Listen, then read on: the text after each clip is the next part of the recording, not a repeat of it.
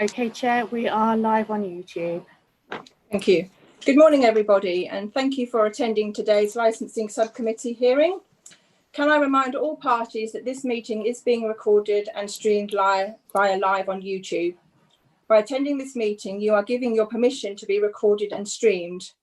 With the exception of the subcommittee members, participants should ensure that their video and microphone is switched off during the hearing until they are invited by the chair to address the subcommittee.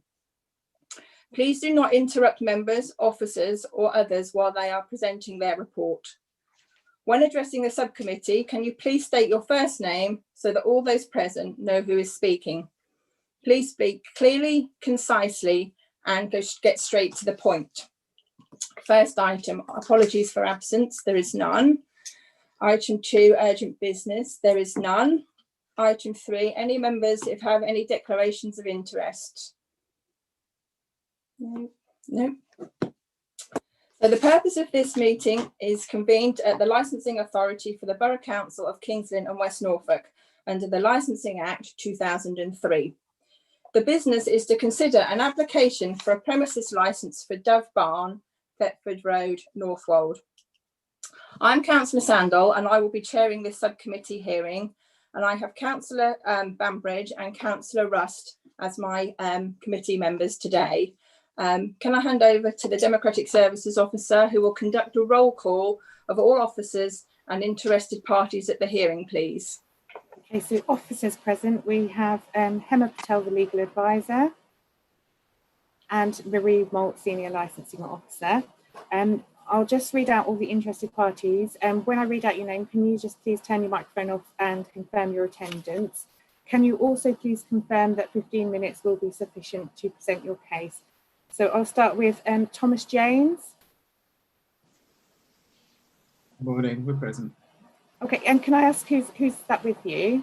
Jack Norton as well. Norton. Should be on the attendance sheet. Yeah. Okay, Cliff Anderson.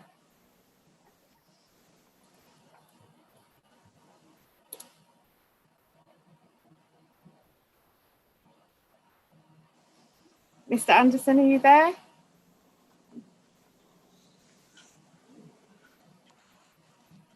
Right, just while I'm waiting for Mr. Anderson, Mr. James, can you just confirm 15 minutes is sufficient for you to present your case? We're not looking to present our case, we're just referring to the statement. Right, okay. Thank you. Mr. Anderson.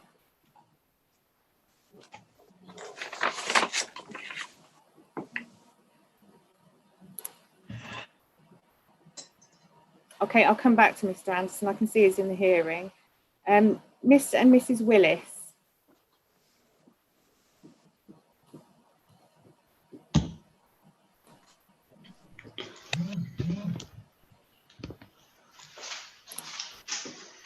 Okay, I can see Mr. Willis. Is it Mr. Wills? Wills, yes, we're unmuted now. Sorry, yes. So is it Peter and Mamie? Peter and Mamie, yeah. Mamie, and can you confirm 15 minutes is okay to present your case? Yeah. Okay. Mr. McMullen?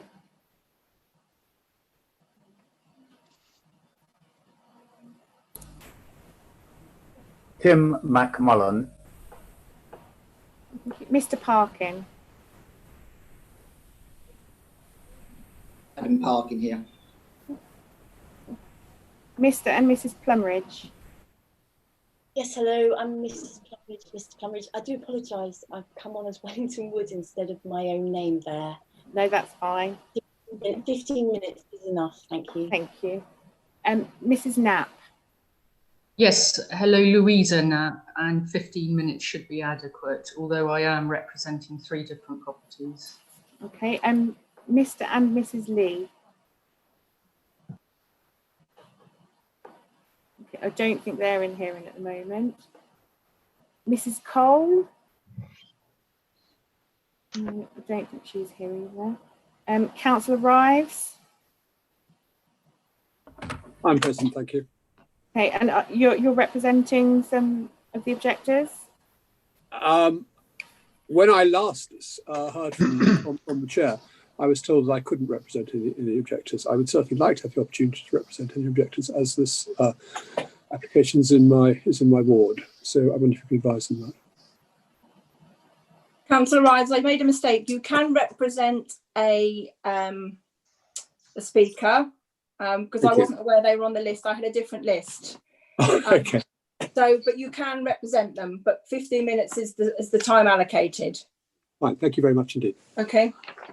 Can I just go back and check Mr. Anderson is in the hearing? Yeah, I'm representing the parish council, but 5 other residents of the parish, which would normally allow me, I think, about an hour and a half.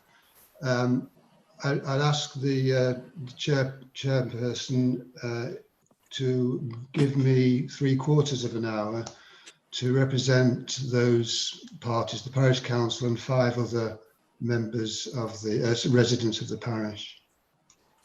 I mean, otherwise, as I say, it would normally be an hour and a half if they're all there themselves, here themselves. If I allow you 45 minutes, I have to allow everybody 45 minutes to speak because it's only fair.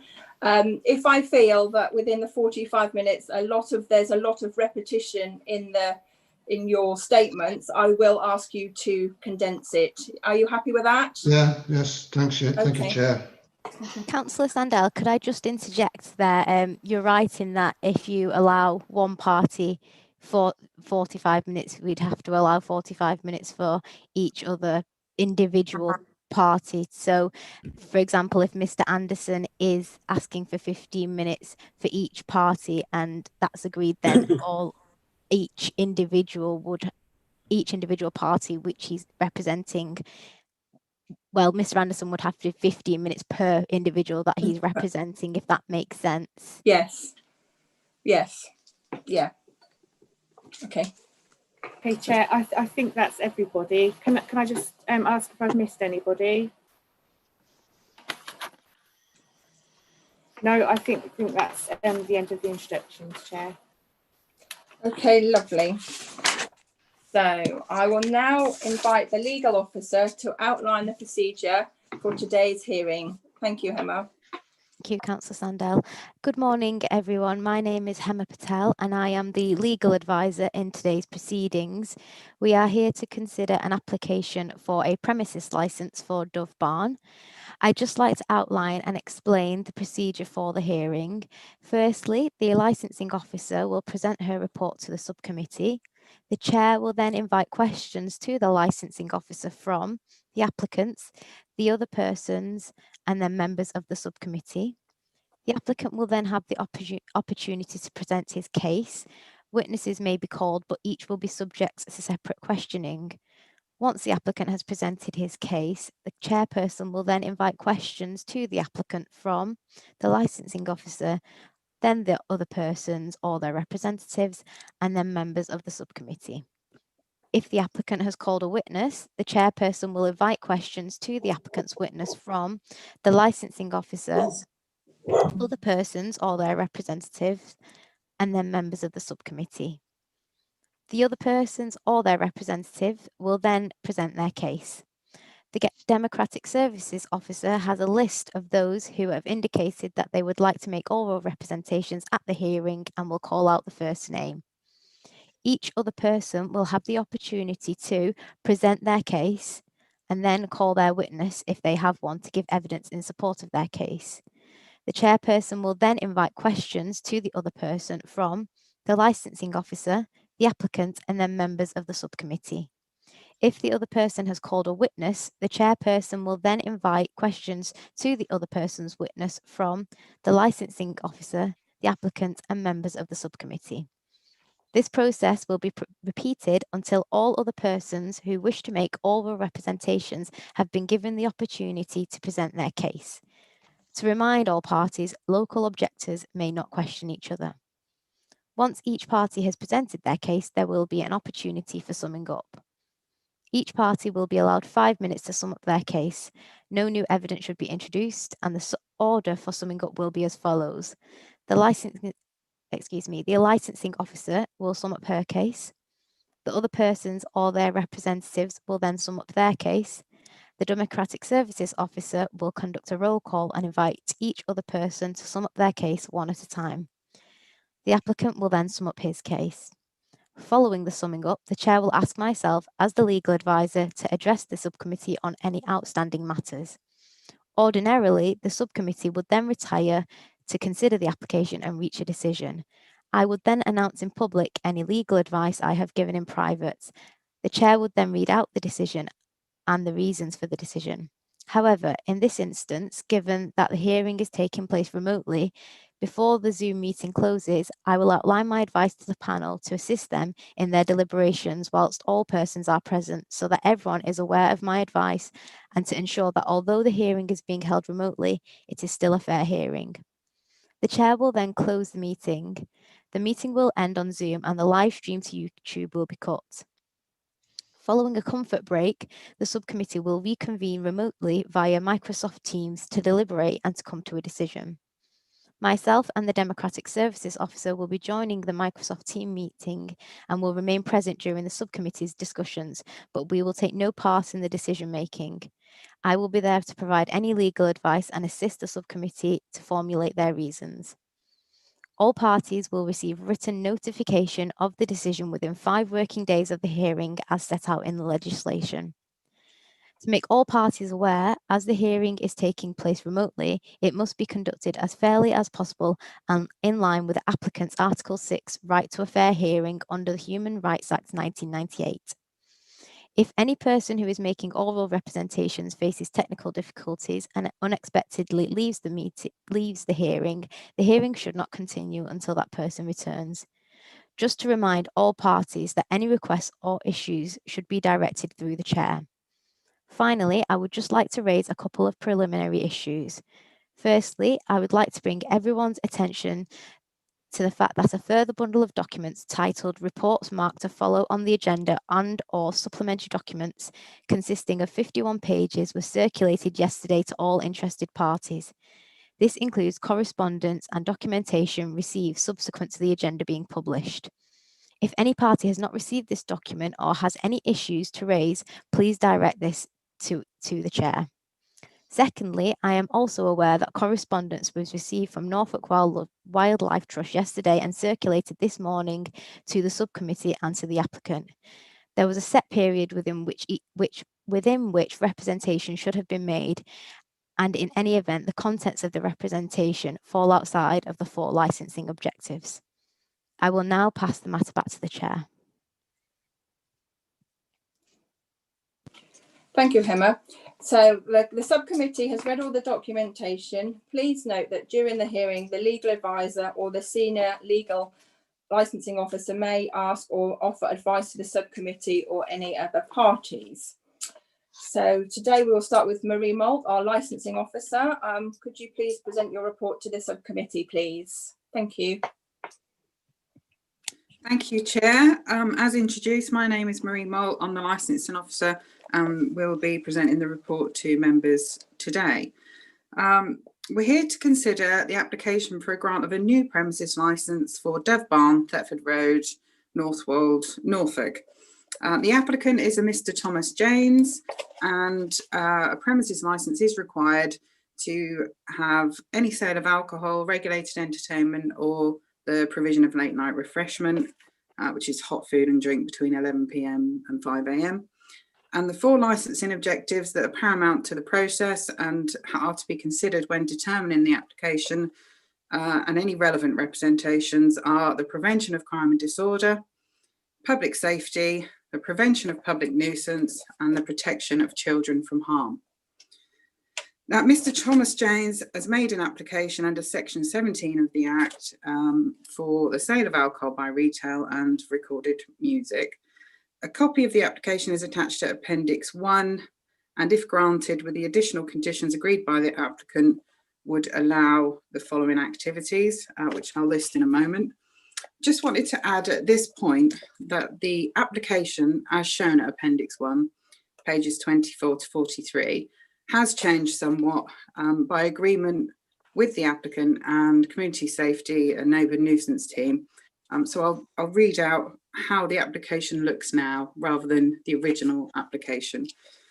So if granted, the application would allow the sale of alcohol by retail on the premises only, Friday and Saturdays, 11 a.m. until 11 p.m. The provision of live music indoors, albeit some might say that should be outdoors because it would be in a marquee. Actually, it can be either. It's quite subject and open to interpretation. On a Friday and Saturday between 11 a.m. and 11 p.m. Provision of recorded music, again indoors, Friday and Saturday, 11 a.m. until 11 p.m. Now, functions or event which include the provision of alcohol, live or recorded music, must not exceed 12 occasions per year and more than 2 per calendar month. Now, with the Licensing Act, with any alcohol on sale application, there are a set of mandatory conditions that are imposed and would go on any licence granted. There are 7 mandatory conditions, and I'll just roughly read through those. One is that no supply of alcohol shall be made under a premises licence if there is no designated premises supervisor. Another, every supply of alcohol under a premises licence must be made or authorised by a person who holds a personal licence. The responsible person must ensure that staff do not carry out, arrange or participate in any irresponsible drinks promotions. There's a list of those on page 8 of the report. Free potable water must be provided on request to customers. The premises licence holder must ensure that there is an age verification policy in place in respect of alcohol sales. The responsible person must ensure that drinks are sold for consumption on the premises in certain measures. And the relevant person must ensure that the alcohol is not sold for less than what the permitted price is, which is all to do with duty. There's quite a complex calculation to work that out. So they're the mandatory conditions. And then there are conditions consistent with the operating schedule or any proposed conditions that have been agreed with the responsible authorities or otherwise. So conditions agreed between the applicant and the Community Safety and Neighbourhood Nuisance team at Council are as follows. No deliveries or refuse collections shall be made to the premises before 8 a.m. or after 6 p.m, Monday to Saturday, and at no time on Sundays and bank or public holidays. There must be an acoustic assessment carried out prior to any licensable activities taking place, which will include site-specific background noise survey, predicted noise sources, etc., and must be improved by the Community Safety and Neighbourhood Nuisance team. Already mentioned, functions or events which include licensable activities shall not exceed 12 occasions per year or 2 per calendar month. Functions or event which include licensable activities shall take place on Fridays and Saturdays only. And the licensable activities shall only take place between 11 a.m. and 11 p.m. on Fridays and Saturdays. The licence holder must ensure that vehicles entering and leaving the site for the purpose of a function or event is not later than midnight on any day. There's also a requirement for the applicants to submit a detailed outdoor lighting scheme, which would be approved by Community Safety and Neighbourhood Nuisance. Some more information in there about the orientation, angle of luminaires, the spacing and height of lighting columns, etc. A scheme to protect residential premises from lighting specifically associated with vehicles must also be submitted and agreed by the Community Safety and Neighbourhood Nuisance team. And the last condition imposed or agreed with them was that any function or event with live or recorded music shall be that which is arranged by the licence holder only and not supplied as part of any venue hire agreement. There's also some conditions identified from the operating schedule in the application. So the Challenge 25 age verification policy must be in place and staff trained to ensure no underage sales, etc. And also the licence holder shall maintain a record of any refusals or sale of alcohol incidents that occur at the premises in a book that's available to view by the police or other persons on request. Now, there's 3 additional conditions which the applicant has offered. I think it was yesterday or the day before I spoke to the applicant, and he offered these conditions. So these would be added on as well, potentially. The first, functions or event which include the provision of alcohol, live music or recorded music shall not exceed 300 persons to be in attendance, including all staff and visitors. Functions or event which include the provision of alcohol, live music or recorded music shall be limited to wedding type events only, including weddings, civil partnerships, wedding blessings and renewal of vow celebrations.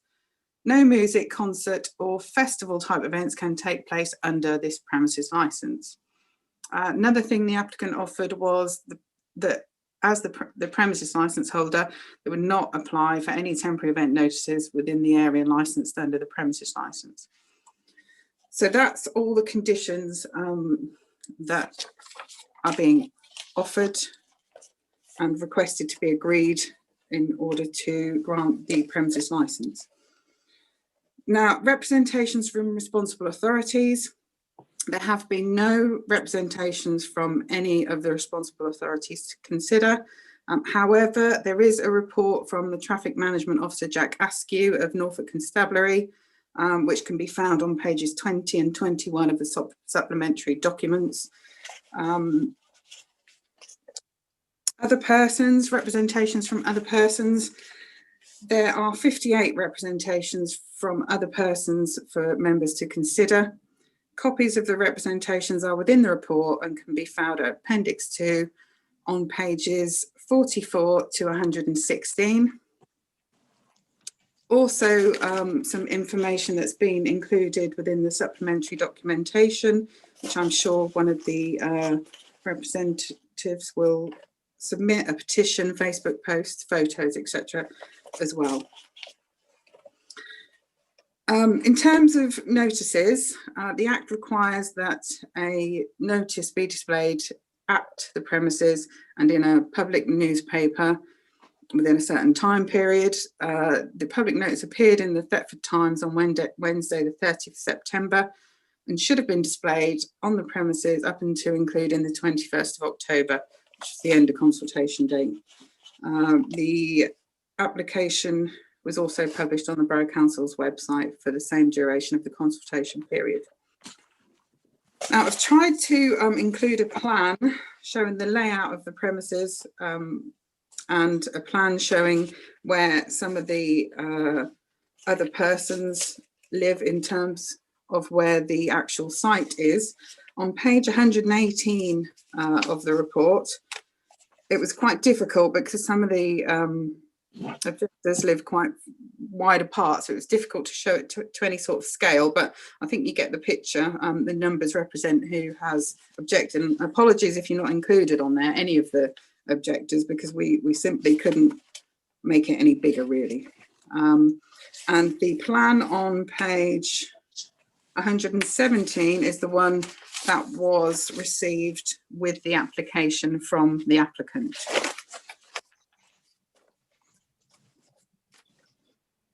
Bear with me. Right, so then we move on to, I'm sure everybody's got this and read this in the report and don't really want me to read it out verbatim. There are extracts from the Council Statement of Licensing Policy, which was approved on the 26th of November 2015. There's quite a lot of pages. I don't particularly want to point anything out in detail. If I move on to page 14 of the report, there's the guidance, refers to parts of the guidance issued under section 182 of the Licensing Act. I noticed when I read it last night, there's an error in there, my error, in the italic writing underneath the heading. It says it's the guidance was issued by the Home Office in April 2017. It's not. The most recent is April 2018. So I just wanted to point that out to everybody. And that's just extracts that have been copied straight out of the section 182 guidance.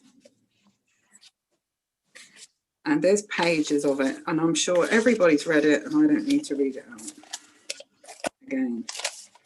So if we go to page 22 within the agenda, which is the determination, members are asked to have regard to the representations received, which you'll hear shortly, and you're requested to consider the application, the report, and take steps as you find appropriate to promote the licensing objectives. Your options are to grant the application under the terms and conditions applied, which would include all of those conditions I've just read out now, to grant the applications with conditions that the subcommittee considers appropriate for the promotion of the objectives, so those and any others or more, or to reject all of part or part of the application. And the subcommittee also reminded that full reasons for your decision must be given, as both the applicant and any persons making representation have a right to appeal against the decision to the Magistrates' Court. That concludes my report, Chair. Thank you. I'll hand back to you. Thank you very much, Marie. Mr. James, do you have any questions for the licensing officer? That's all fine from our end, thank you. Yeah, fine, thank you. Becky, can I hand you over to any interested parties who would like to ask a question to the licensing officer, please? Sure, Chair. So I'll read out the names of the interested parties. If you could just let me know if you've got any questions. So we'll start with Mr. Anderson.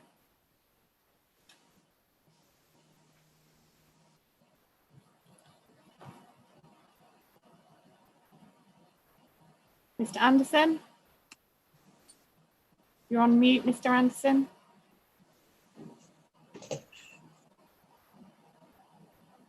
Is that better? Yeah. Yes. Yeah, I have one question. Thanks, Becky. Okay, now's your opportunity to ask the licensing officer. Okay, Marie, could you just, for my information and clarification, describe what an acoustic assessment is? Not entirely, no. I have seen an acoustic assessment, and there was one for another premises, and it was a 30-odd page report where there were a specialist team that go and make a noise in a certain area to try and replicate what noise there would be there. In this case, it was a restaurant. So they made the noise, and then they took their decibel meter to certain points around the building to see what decibel levels were found with that noise being made at the site. I don't know is the correct answer, because I'm not a community safety and neighbourhood nuisance officer, and I'm not, you know, that's not my field. But that, in my experience, I saw one just recently, 2 or 3 weeks ago, and that was the gist of it, and that was as it was explained to me. So it's done by a separate team rather than the license holder? Yes, Right. there would have to be a specialist company that would provide that, unless, of course, the license holder is an acoustic specialist. Right. Okay, thank you for that. Okay. Okay, Mr. and Mrs. Willis.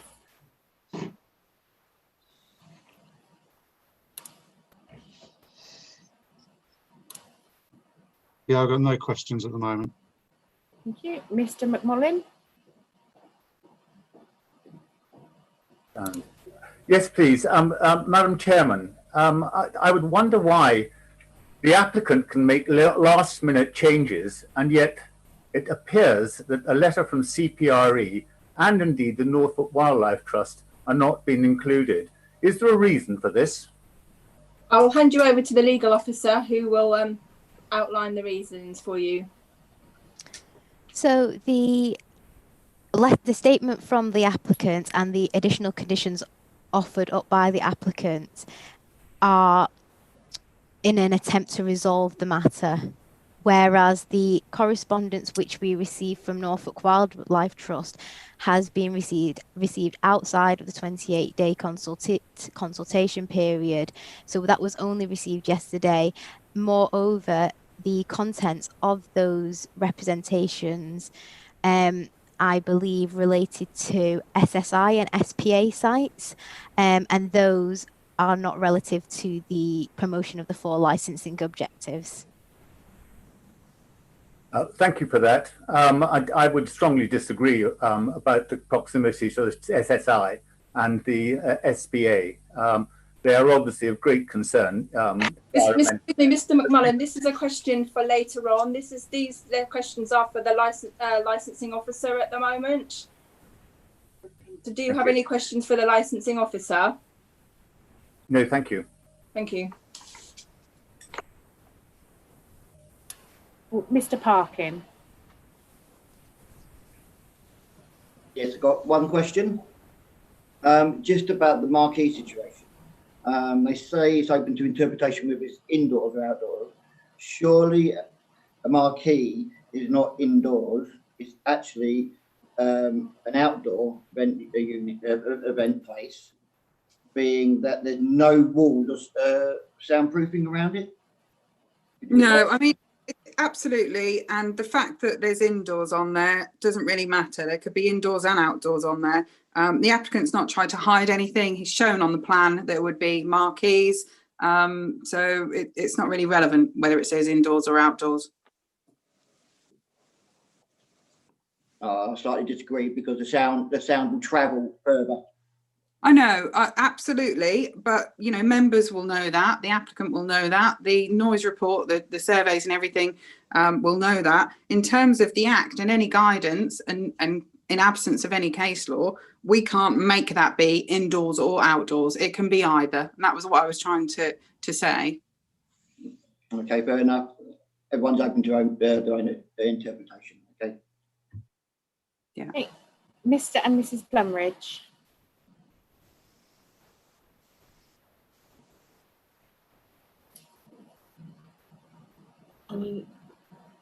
Thank you. Yes, I have a question. So with point number 3 on the conditions, the additional conditions, if the applicant states, this is what it says, the premises license holder will not apply for any temporary events notices within the area licensed under this premises license. Our understanding is that even with a premises license, you still need to apply for a temporary events notice, which is to inform all the relevant authorities that an event is happening. So a temporary events notice is required even if the operator has a licensed premises, as the license is for the sale of alcohol, not for the event itself. So I'd just like to clarify that point. And also, with the now 12 events on the application. So these would now be wedding type events with a marquee structure for 300 people. This is substantial marquee to put up and take down. Our understanding of planning permission for events is that marquees can be erected without planning permission for up to 28 days a year. However, this tends to limit operators to 5 or 6 events because the 28 days include the time to take up, set up, take down the marquee, as well as all the other things to completely set up and clear the site for each event. So it would be impossible for 12 wedding type events to be acceptable without planning permission.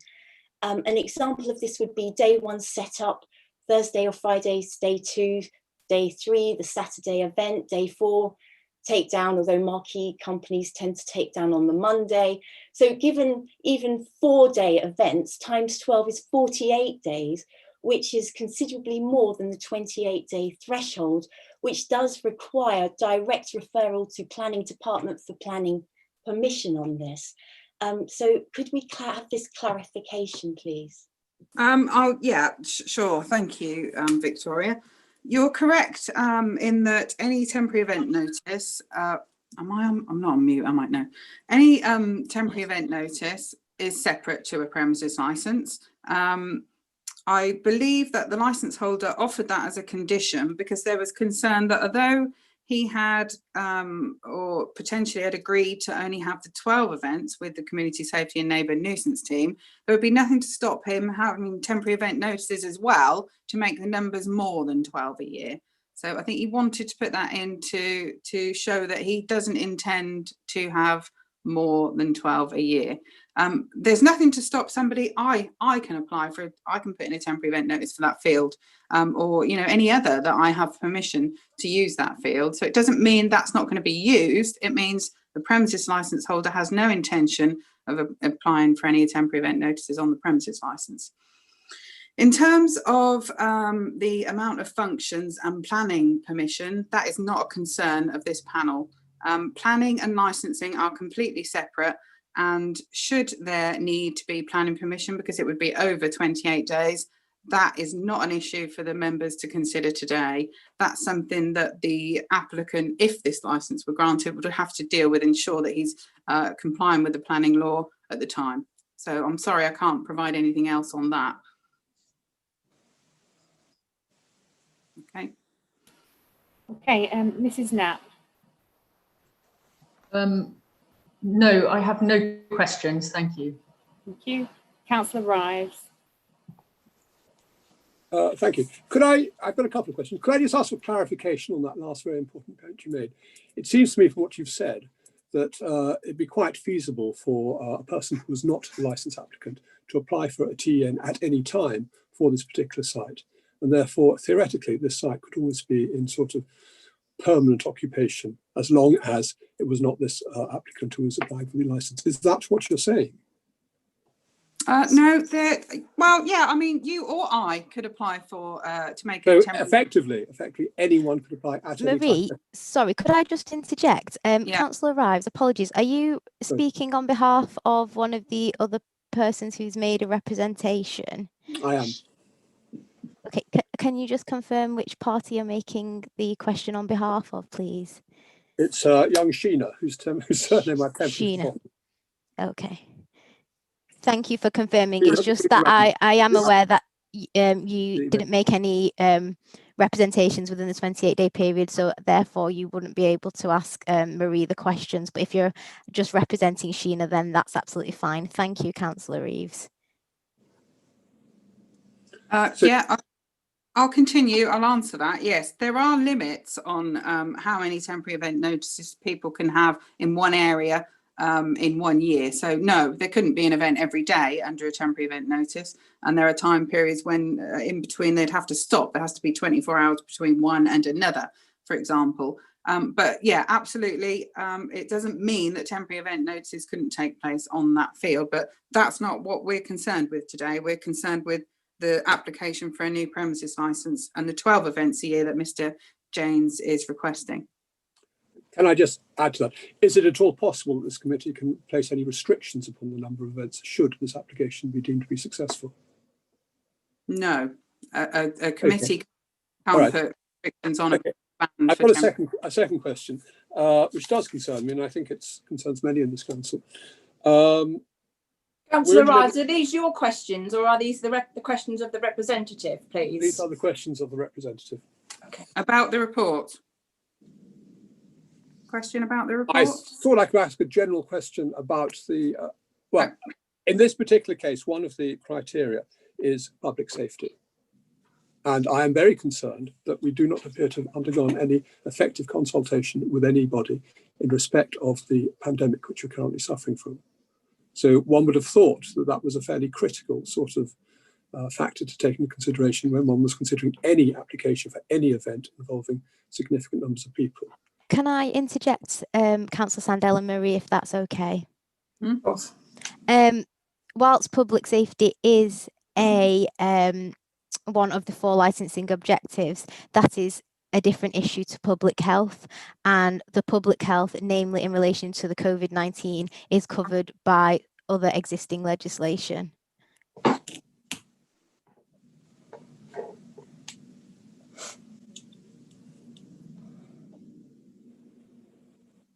So we appear to be saying that public health is not a consideration. COVID is not any consideration for this. It falls outside of the 4 licensing objectives and therefore outside of the licensing regime. Okay, and there is a legal opinion to support the view that public safety does not cover a pandemic, which is, after all, an emergency situation which this country is undergoing. You do have independent legal opinion which says that public safety cannot consider this very important public health issue.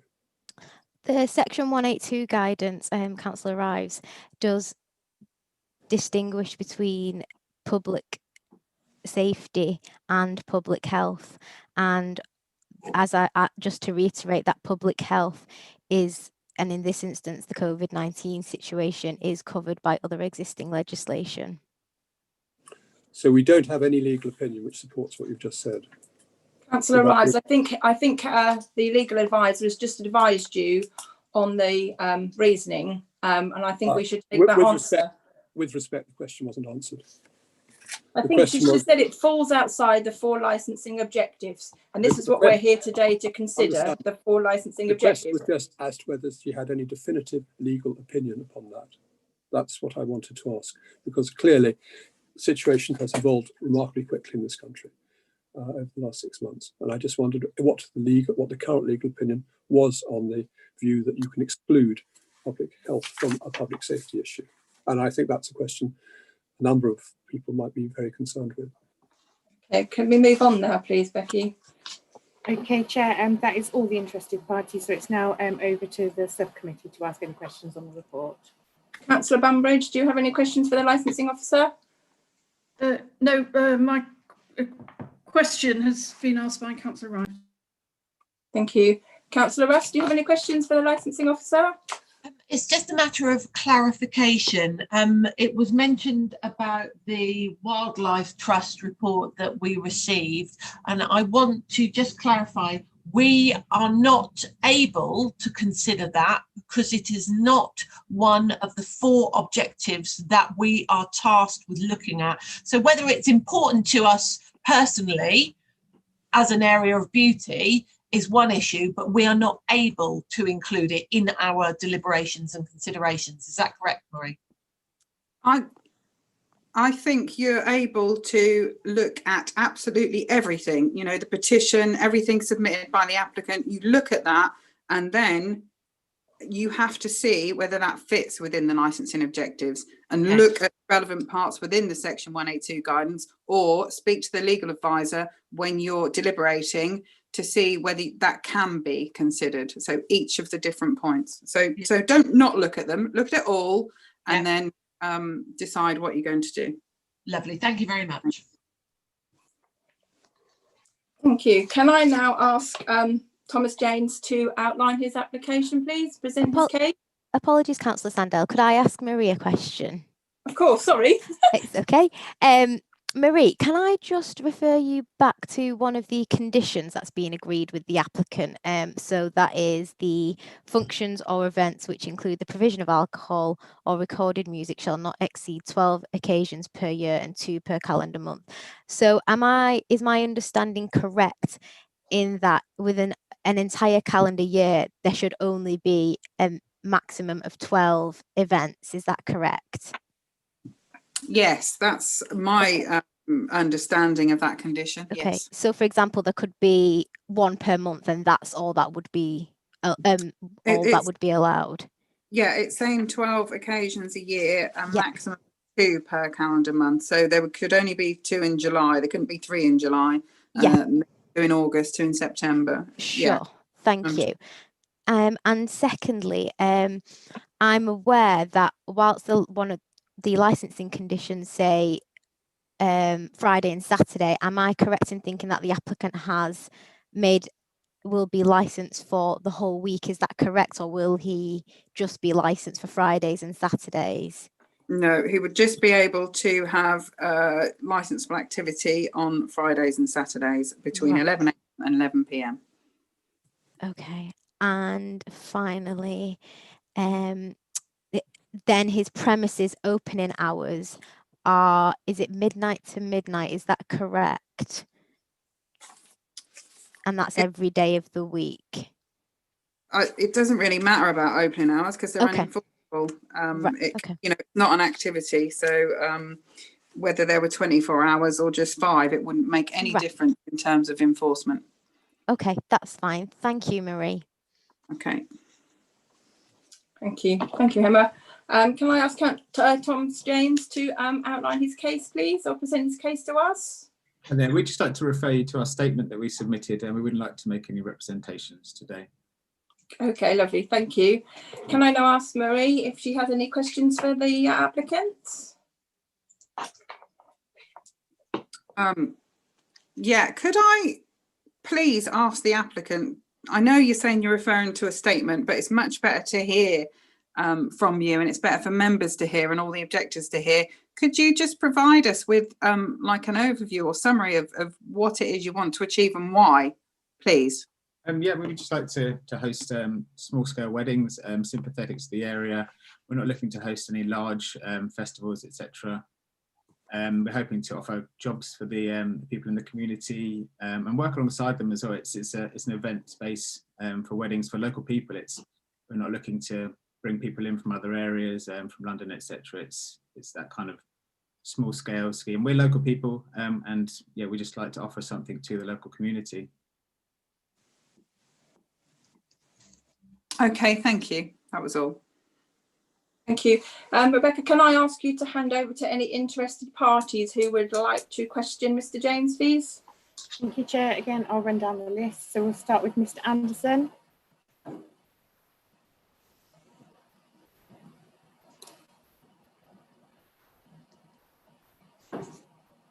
Yes, please, Chair. Okay, would you like to ask the question? Yeah. Mr. James, in your original application, you list wedding receptions and special occasions as the purpose of this licence. You say that it was always your intention of only operating wedding type events. Why then did you include special occasions in the application form?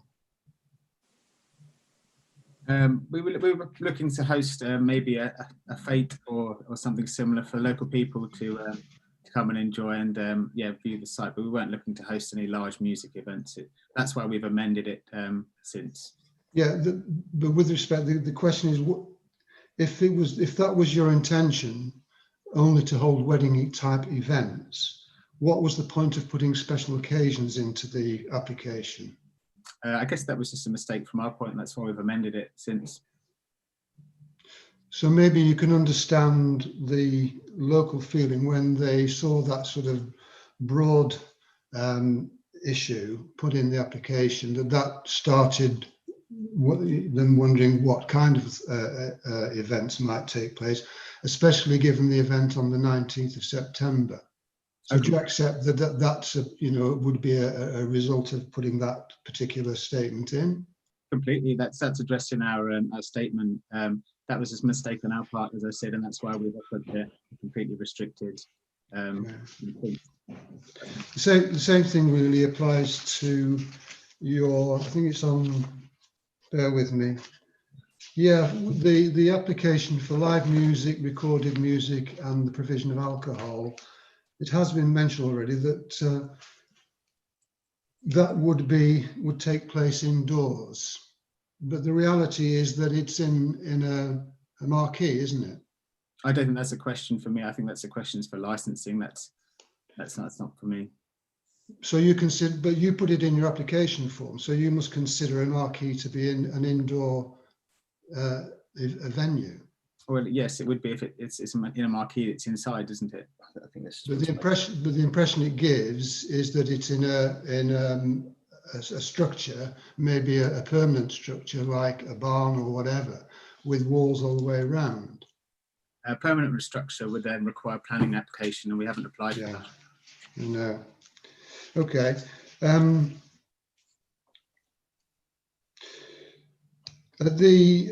You say in your letter, the most recent letter, that it's to do with wedding celebrations, not ceremonies. Is that the case? You're not licensed to actually do wedding ceremonies, are you? No, we'd have to apply for a legal application for that. It's a legal document. And is that your intention if you get this license agreed? That's one for the future. That's not to be discussed today.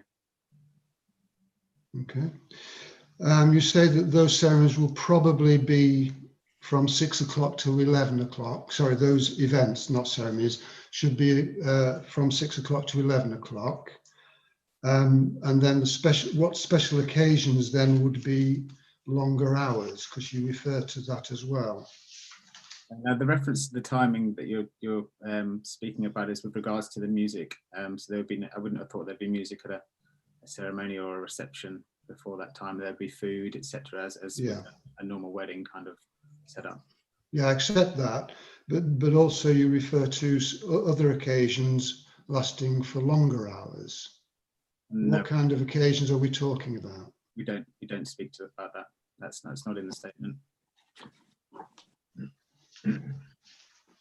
And I think it's in the letter dated the 16th of November. That we wouldn't be able to host any music or events outside of the licensing hours. We wouldn't be able to offer special occasions. Sorry, could you repeat that, Mr. James? I couldn't quite catch that. We wouldn't be able to host any events or music or as such outside of the licensing hours. That's very strict. There's no special occasions that allow us to do that. No, I know that. I appreciate that. But in terms of other events, what length of time would the music be being played for? We're not able to host any other events, or all events would be weddings. That's what we're talking about. So what are you saying, that the music would only be from 6 till 11 o'clock? We haven't specified that. That's not in the. No, I know, but for information to the local residents, it would be useful to know that kind of response.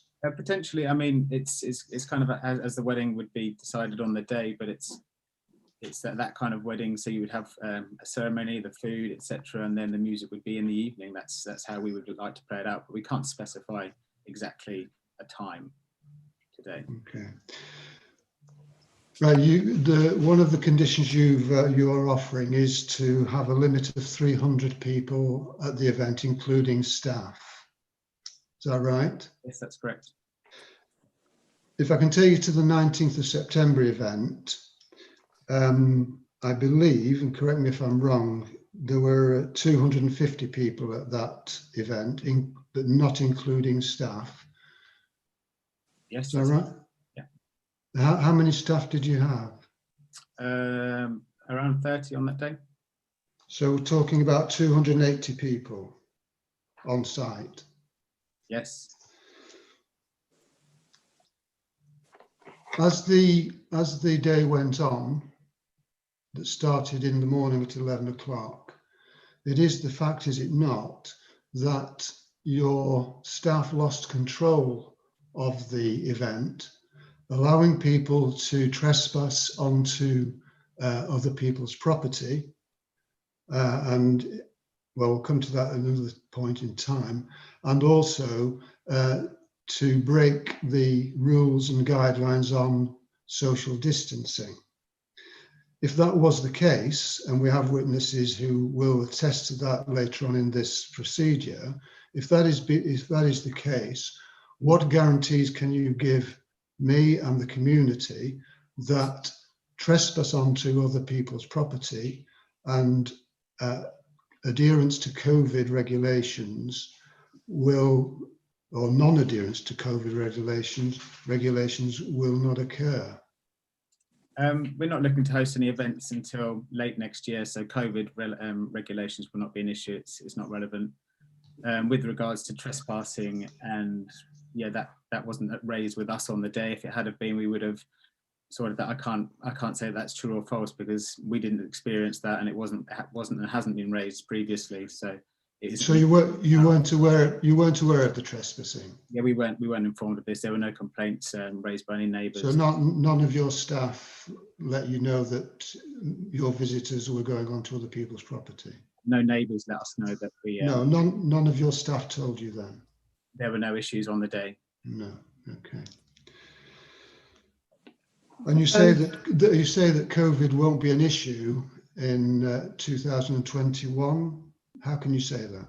I didn't say that. I said we're not looking to host the event anytime soon, and we wouldn't be able to with regards to the COVID regulations anyway. At the moment, you aren't able to host weddings. Okay. You talk on page 38 of the report, which is Bear with me.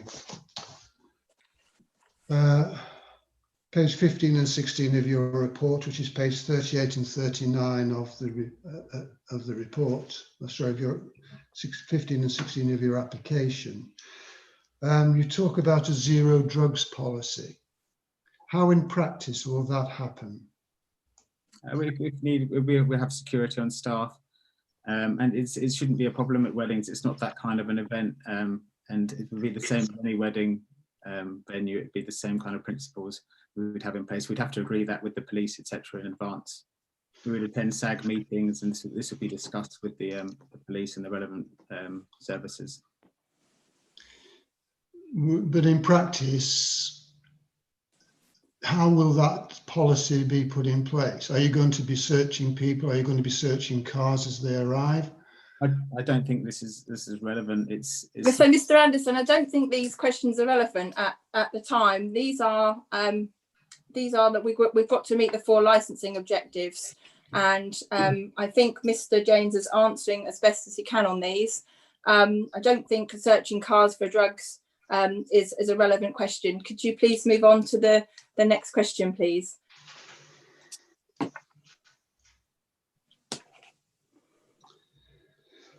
Well, if that question isn't relevant, Chair, then some of my other questions aren't relevant either. But, you know, all I would say is that the use of drugs and alcohol for 12 hours a day does have implications for public safety, public nuisance and crime and disorder. I totally agree with you, but we can't just stereotype a wedding venue because we think there's going to be drugs. It can happen anywhere. It can happen in a pub. It can happen in a park. It can happen anywhere. It's not just this venue that drugs and alcohol happen, but for 12 hours a day. Pubs are open 12 hours a day. So I think, you know, we've got to take each application on its merits. And at the moment, this is what we're doing today. Yes, exactly. And I'm not interested in other premises in terms of drug. I'm interested in the control of drugs and indeed alcohol on these premises if the license is granted. I'm sure the applicant will make sure that he sticks to the rules, and he has a policy in place, and I see that he said that he would have a book to record anything, and I'm sure if it got out of hand, he would take the matters into his, he would deal with the situation. So have you got any more relevant questions to the? No, I'll leave it at that, Chair. Okay, thank you very much. Okay, so next will be Mr. and Mrs. Willis.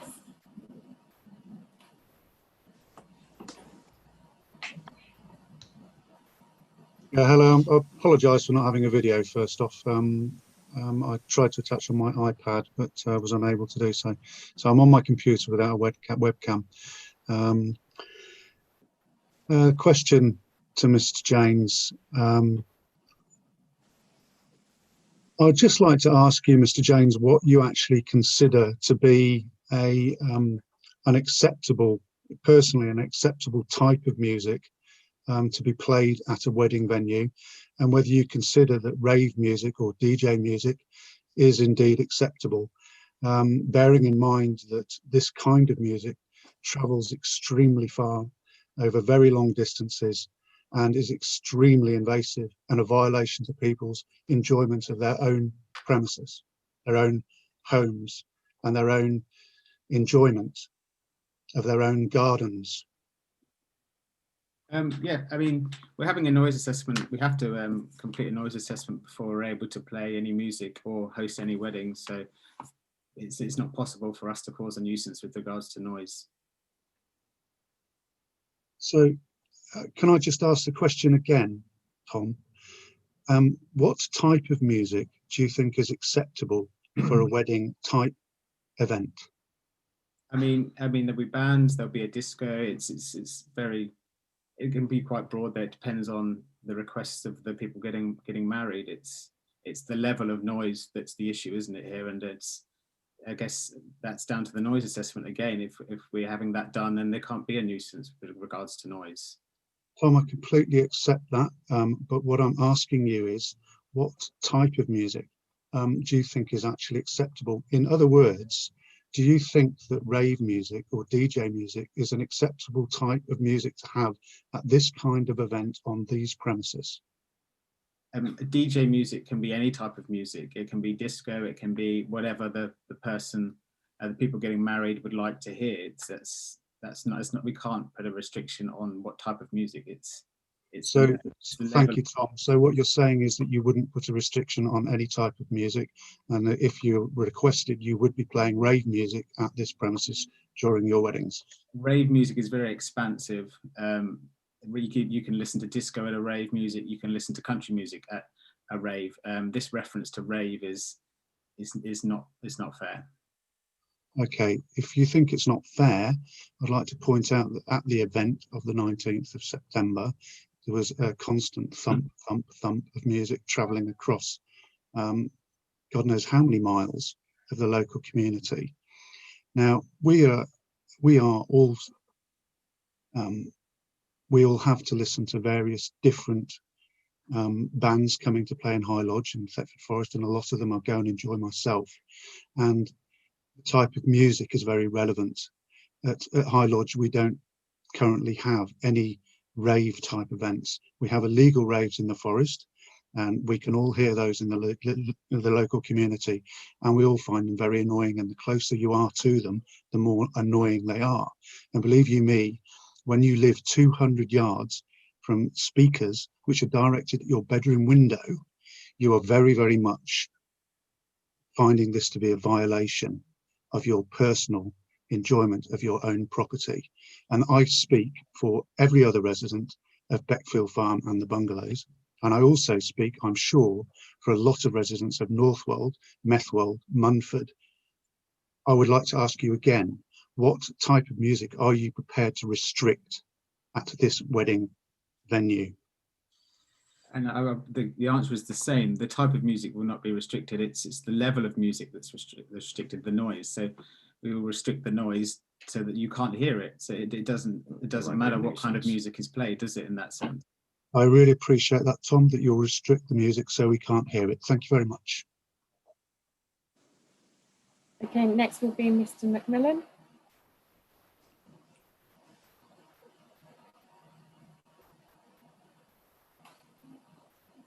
Mr. McMillan. Oh. Thank you very much. I would like to ask Mr. James, was an acoustic assessment done prior to the event of the 19th of September? No, we spoke to all of the residents in advance on multiple occasions and explained the limited times of the event. The event would be one day, and then it would run from 12 until 10.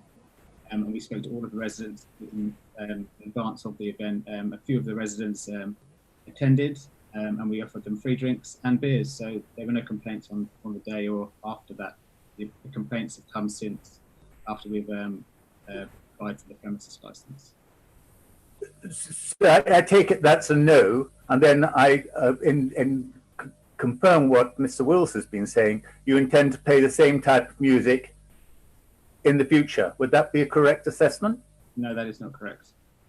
Why not? Why not?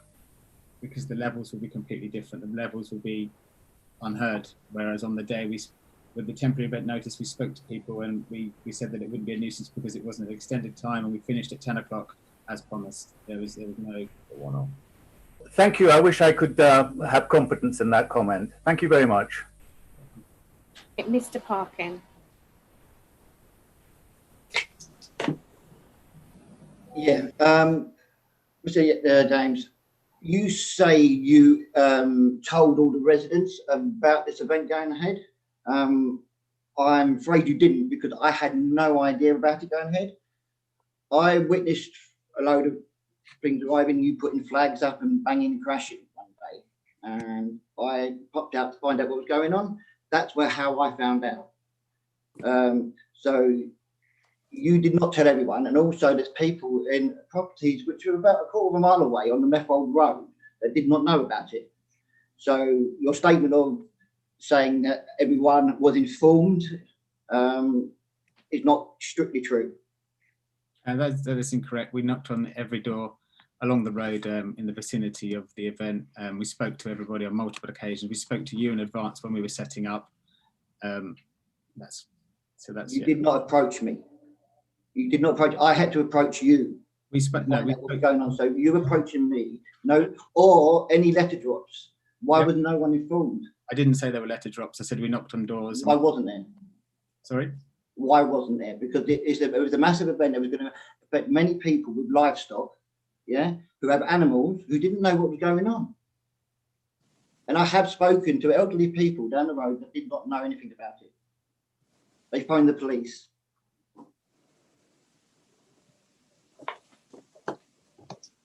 Any answer on that? What was the question? About not telling anyone. You didn't tell anyone. You said you informed everyone along the road. I didn't know. We did that. I did not know. We knocked on the door multiple times and we spoke to you in advance of the event. I approached you, like, so it wasn't strictly true. Anyway, it's irrelevant of who approached who, isn't it? We spoke to you in advance of the event. Notified. No, I wasn't notified. Let's move on from there. Okay. So on the other issue is you're saying about this going to be for wedding events. This place is not very pretty for wedding events. Yeah. Now, are you going to put any planning permission for any works going on in the ground or anything like that? Because the gate entrance is terrible. The road safety, you had no signs, no marshalling on the roads last time. Yeah. People were around the back trying to get my Wi-Fi signal. Yeah. I walked through to see what was going on. Not one person approached me. Yeah. For any identification, any tickets or anything like that. Okay. I was witnessing multiple near misses, people coming into my property. You say that it was under control. It was not.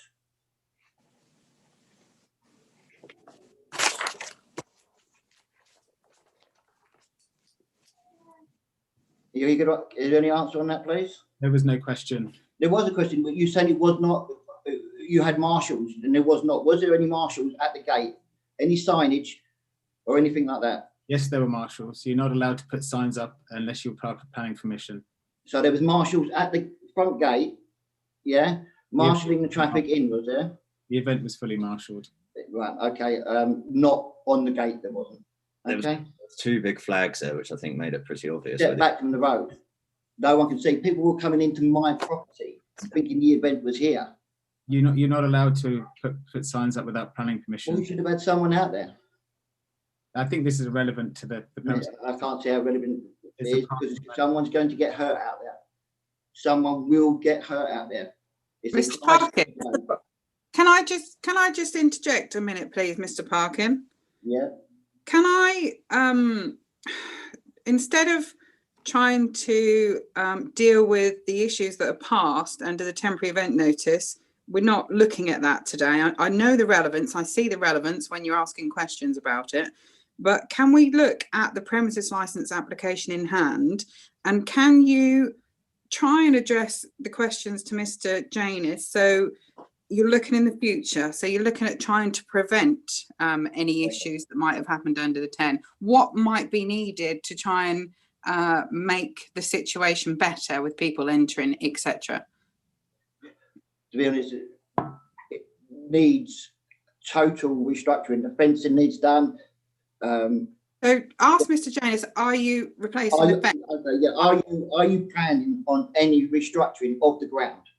Yes, we're going to. The fence is going to be replaced. We're going to set back the driveway so that people can pull straight off the road. So there's no queuing on the road.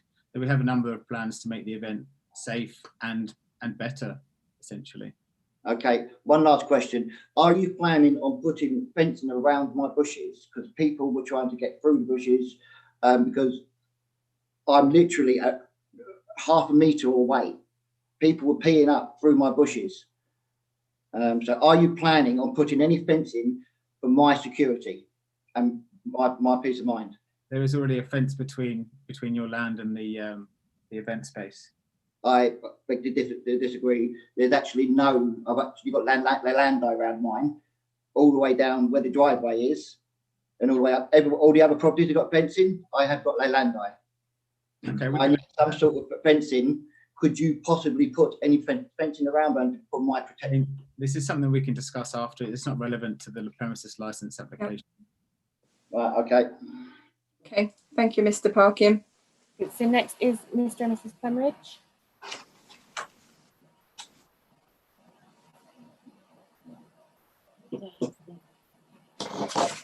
Yes, thank you. Hello. Good morning, Mr. James. In relation to the land itself, given the rectangular piece of land is surrounded on all four sides by private residence property and in full view with little fencing, which, by the way, which is very different to your most recent letter of the 16th to the licensing committee, subcommittee, where you state that the site is tree lined and hidden from view. There are no trees. In fact, they were cut down very low and along with lots of the parts of the fencing that went down. And also the L-shaped adjoining strip of grassland serving as the entrance and exit through a narrow gate onto the A134. And given that this grassy strip of entrance and exit way is also shared as a right of way with others, which again is not stated anywhere here, may I ask, did you consider and look at other pieces of land as a more appropriate and more suitable location for your wedding type events, indoor venue? And if not, are there any reasons why not? Yeah, we find the site to be a suitable location. That's why we're looking into it. We think it can be a great asset to the Northwold community in the future.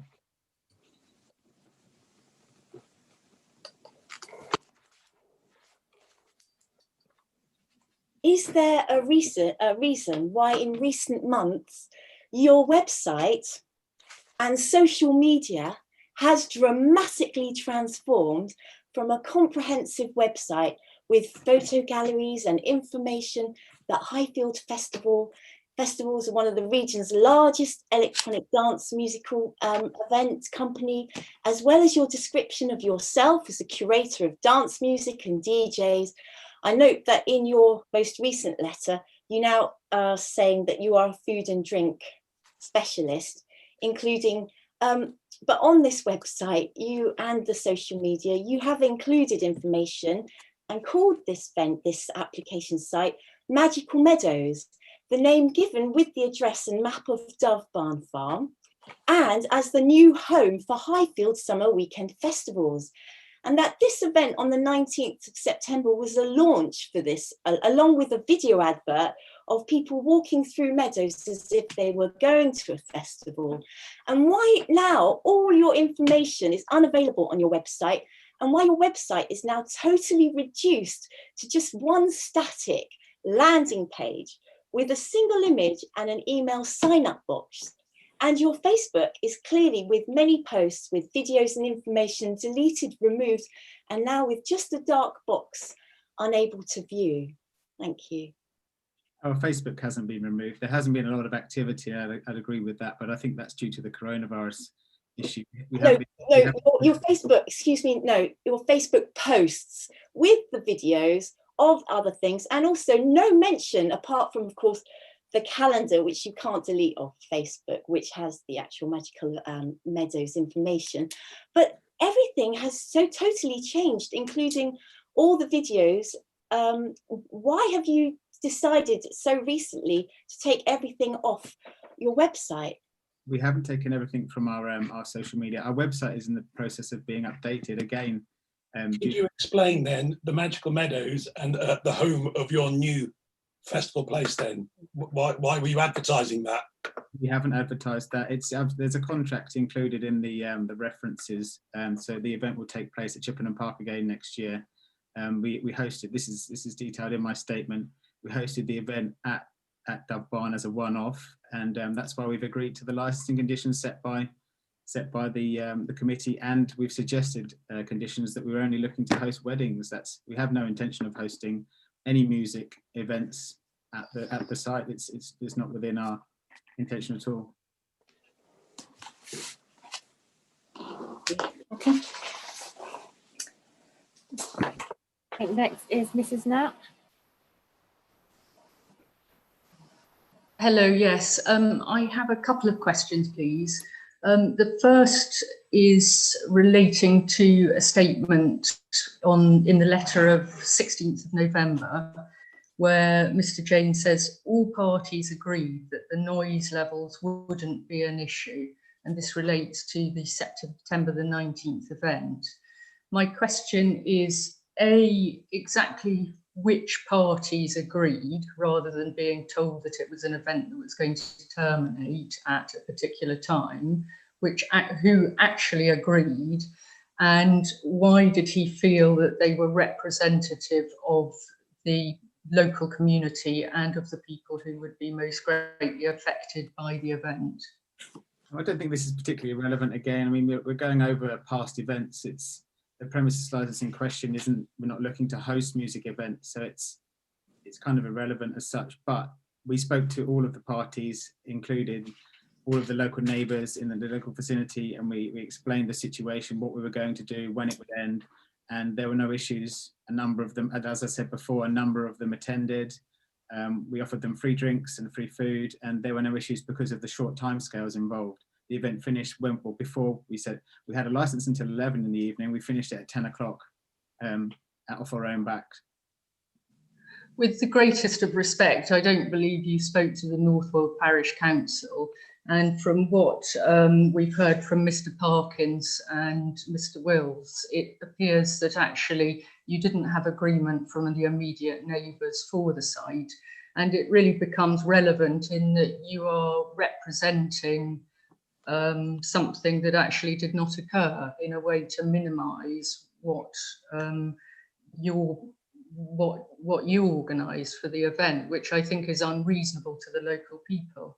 I have one further question, which is, you say that the idea for this premises licence for weddings, the idea was born after the music event on the 19th of September.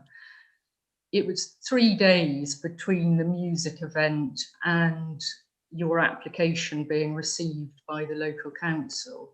My question is, what research did you do in those 3 days, and how many local people and people of Northwold, and specifically the people at Beckfield Farm and Beckfield Bungalows, did you speak to actually find out if the application would be supported, and if so, what compromises might be needed from the event you held in September?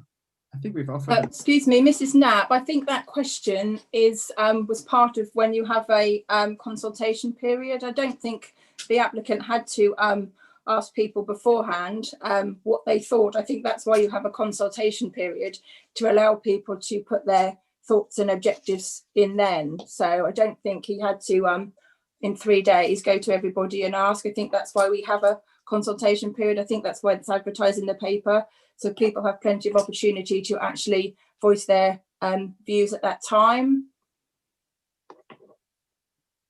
Yes, I just think it's disrespectful to put local people through the process of an application such as this if they haven't been even spoken to, especially the neighbours in the immediate premises, is my feeling. Thank you. Okay, Councillor Rives on behalf of Mrs. Randall. Randall, sorry. Thank you very much. I'm right in saying that a lot of the deliberations here today must take into account the character and personality of the applicant. Is that a fair comment? No. No, so this is done on the 4 licensing objectives. Okay. If the applicant reads the 4 licensing objectives, this is what we're looking at. We're not stereotyping anybody. We're not singling out an applicant. This is purely. Okay. All right. My first question really is that it sounds very nice, the idea of setting up a wedding venue in Mushroom Meadow, whatever it's going to be called. Does the applicant have any experience whatsoever of ever hosting any sort of wedding venue? I think that is pertinent to this application. Perhaps you could answer that for me. Yeah, I've hosted a number of events, small scale. I've hosted events from 250 people up to 4,000. Okay. But have you hosted any wedding events? I haven't. But You've never hosted any wedding event whatsoever. Would that be a fair statement? Could I answer? We would Please be looking to employ people who could work alongside us off of that that kind of advice. You spoke earlier on that your previous event employed 30 people. Were these local people? Yes. They were local people. And you yourself are a local person? I'm from Red Lodge, Jack is from Hockwild, Ken the landowner is from Weeting.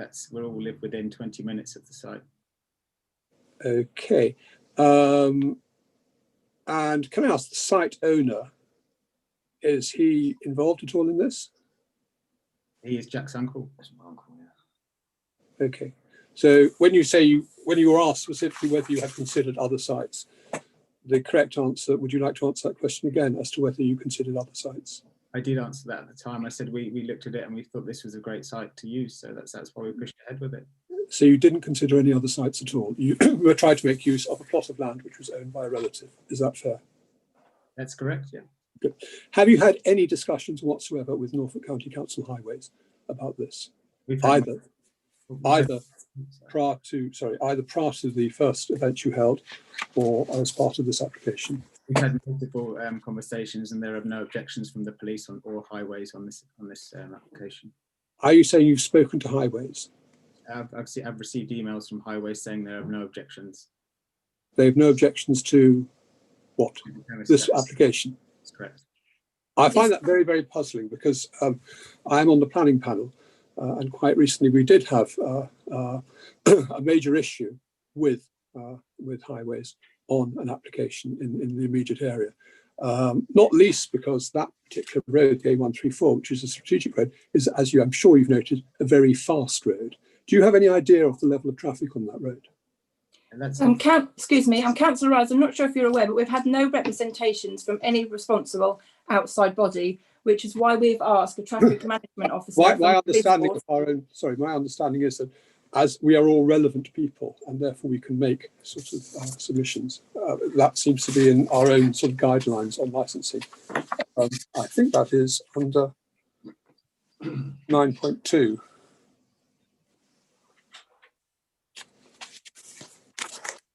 So the fact is, I mean, there are certain statutory consultancies, but there's nothing to prevent other people sort of offering advice or becoming involved in the process. And that's fairly fundamental to this. If we just dwell a little bit on the Highways issue, I just wanted to ask the applicant if he has any knowledge of the A134 at all. That's not relevant. It's not my issue to. I think it's extremely relevant. Councillor Rice, can I just interject and just reiterate what Councillor Sandell has said, that we haven't received any representations from any responsible authorities. And if I can also just refer you to the correspondence which was included in the supplementary bundle, which was received from Jack Askew, who I believe is a traffic management officer. And if I can just refer you to that, he has also reiterated that he's visited the site and he has no concerns. Okay. And furthermore, highway safety again falls outside the remit of the licensing regime. I find that very difficult to accept because we're looking at public safety and highways are public. It's very fundamental.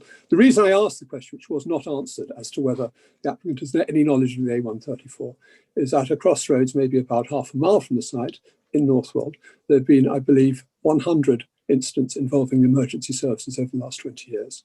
The most recent death at this crossroads was in September of this year. This is an extremely dangerous road. It's also a very fast road. I cannot believe for a second that we can accept a situation where people are going to exit from this site onto such a road. I note also there's one of the requirements might be as to the safe policing of people exiting the site. Can I ask what sort of measures were taken at the last event which was held? Again, I would refer you to the assessment undertaken by the police officer. Okay, but I'd rather have an answer to the question. Did you take any measures at all at the last event? Councillor Rives, I think the traffic management officer has answered the question.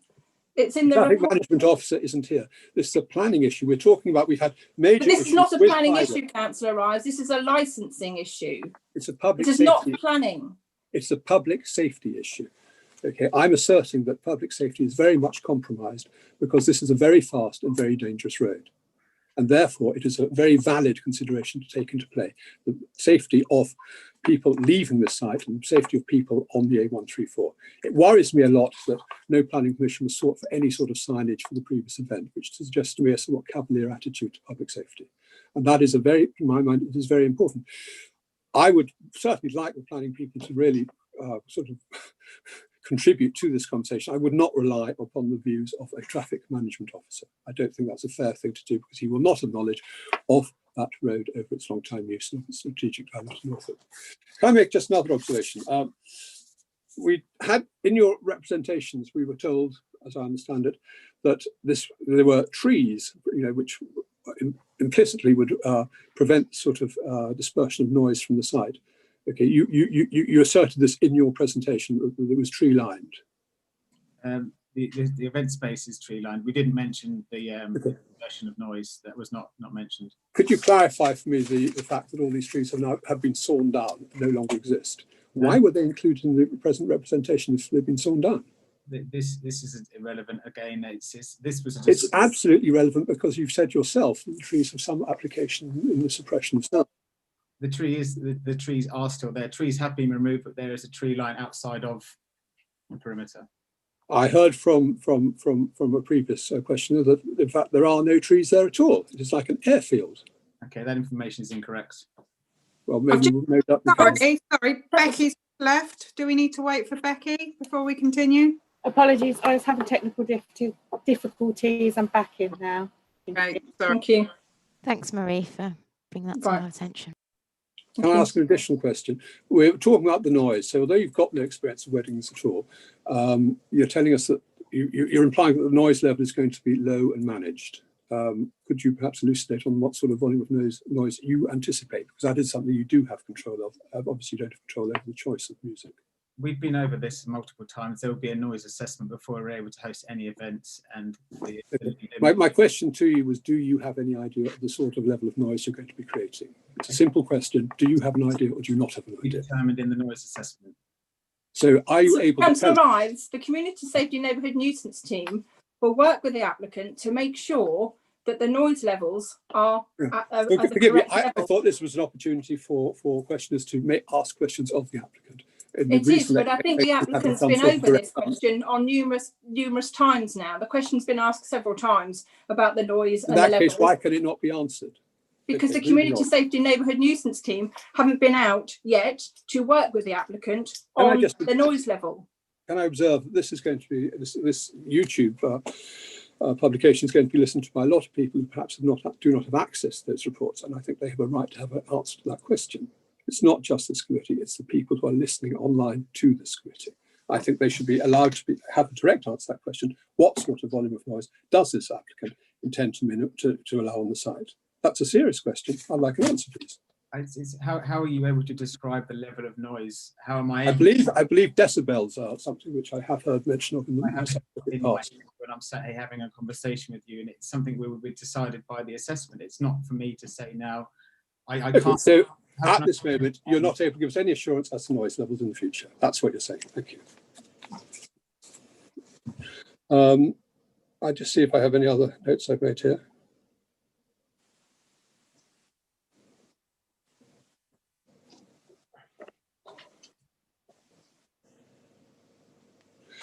In your presentation earlier on, in your comments earlier on, you talked about making your future events better than past events. Would you be able to summarise what lessons you might have learnt from the past events and how you're going to improve on that? I didn't say that. I said that we would improve the site and make the site better. I didn't say the event would be better. You did say the event would be better. I disagree. Well, Councillor Rives, can I just clarify that all these questions that you're asking are from the person that you are representing? Absolutely so. Okay. Anybody else, Becky, on the list? No, Chair, that's everybody. So it's now over to the subcommittee to ask any questions of the applicant. Councillor Bambridge, do you have any questions for the applicant?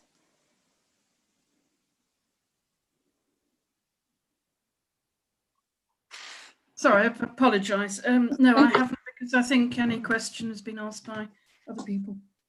Thank you. Councillor Russ, do you have any questions for the applicant? No, I don't. Thank you. thank you. I just have a couple of questions. Mr. Jones, were the police called to your event on the 19th of September? Yes, that's correct. They were? Yes. And what was the reason for them calling? There was a complaint with regards to the noise from the local village, and they thought the event was illegal, which it wasn't. Okay, and did any residents contact you after your event on the 17th of September to raise any issues that have been brought before us today, i.e. noise, traffic? Were you aware of anything after the event? Did people come and talk to you about this? No, not until we submitted the premises license application. Again, but then we weren't contacted on social media. Yeah, we weren't. Oh, I can't hear you.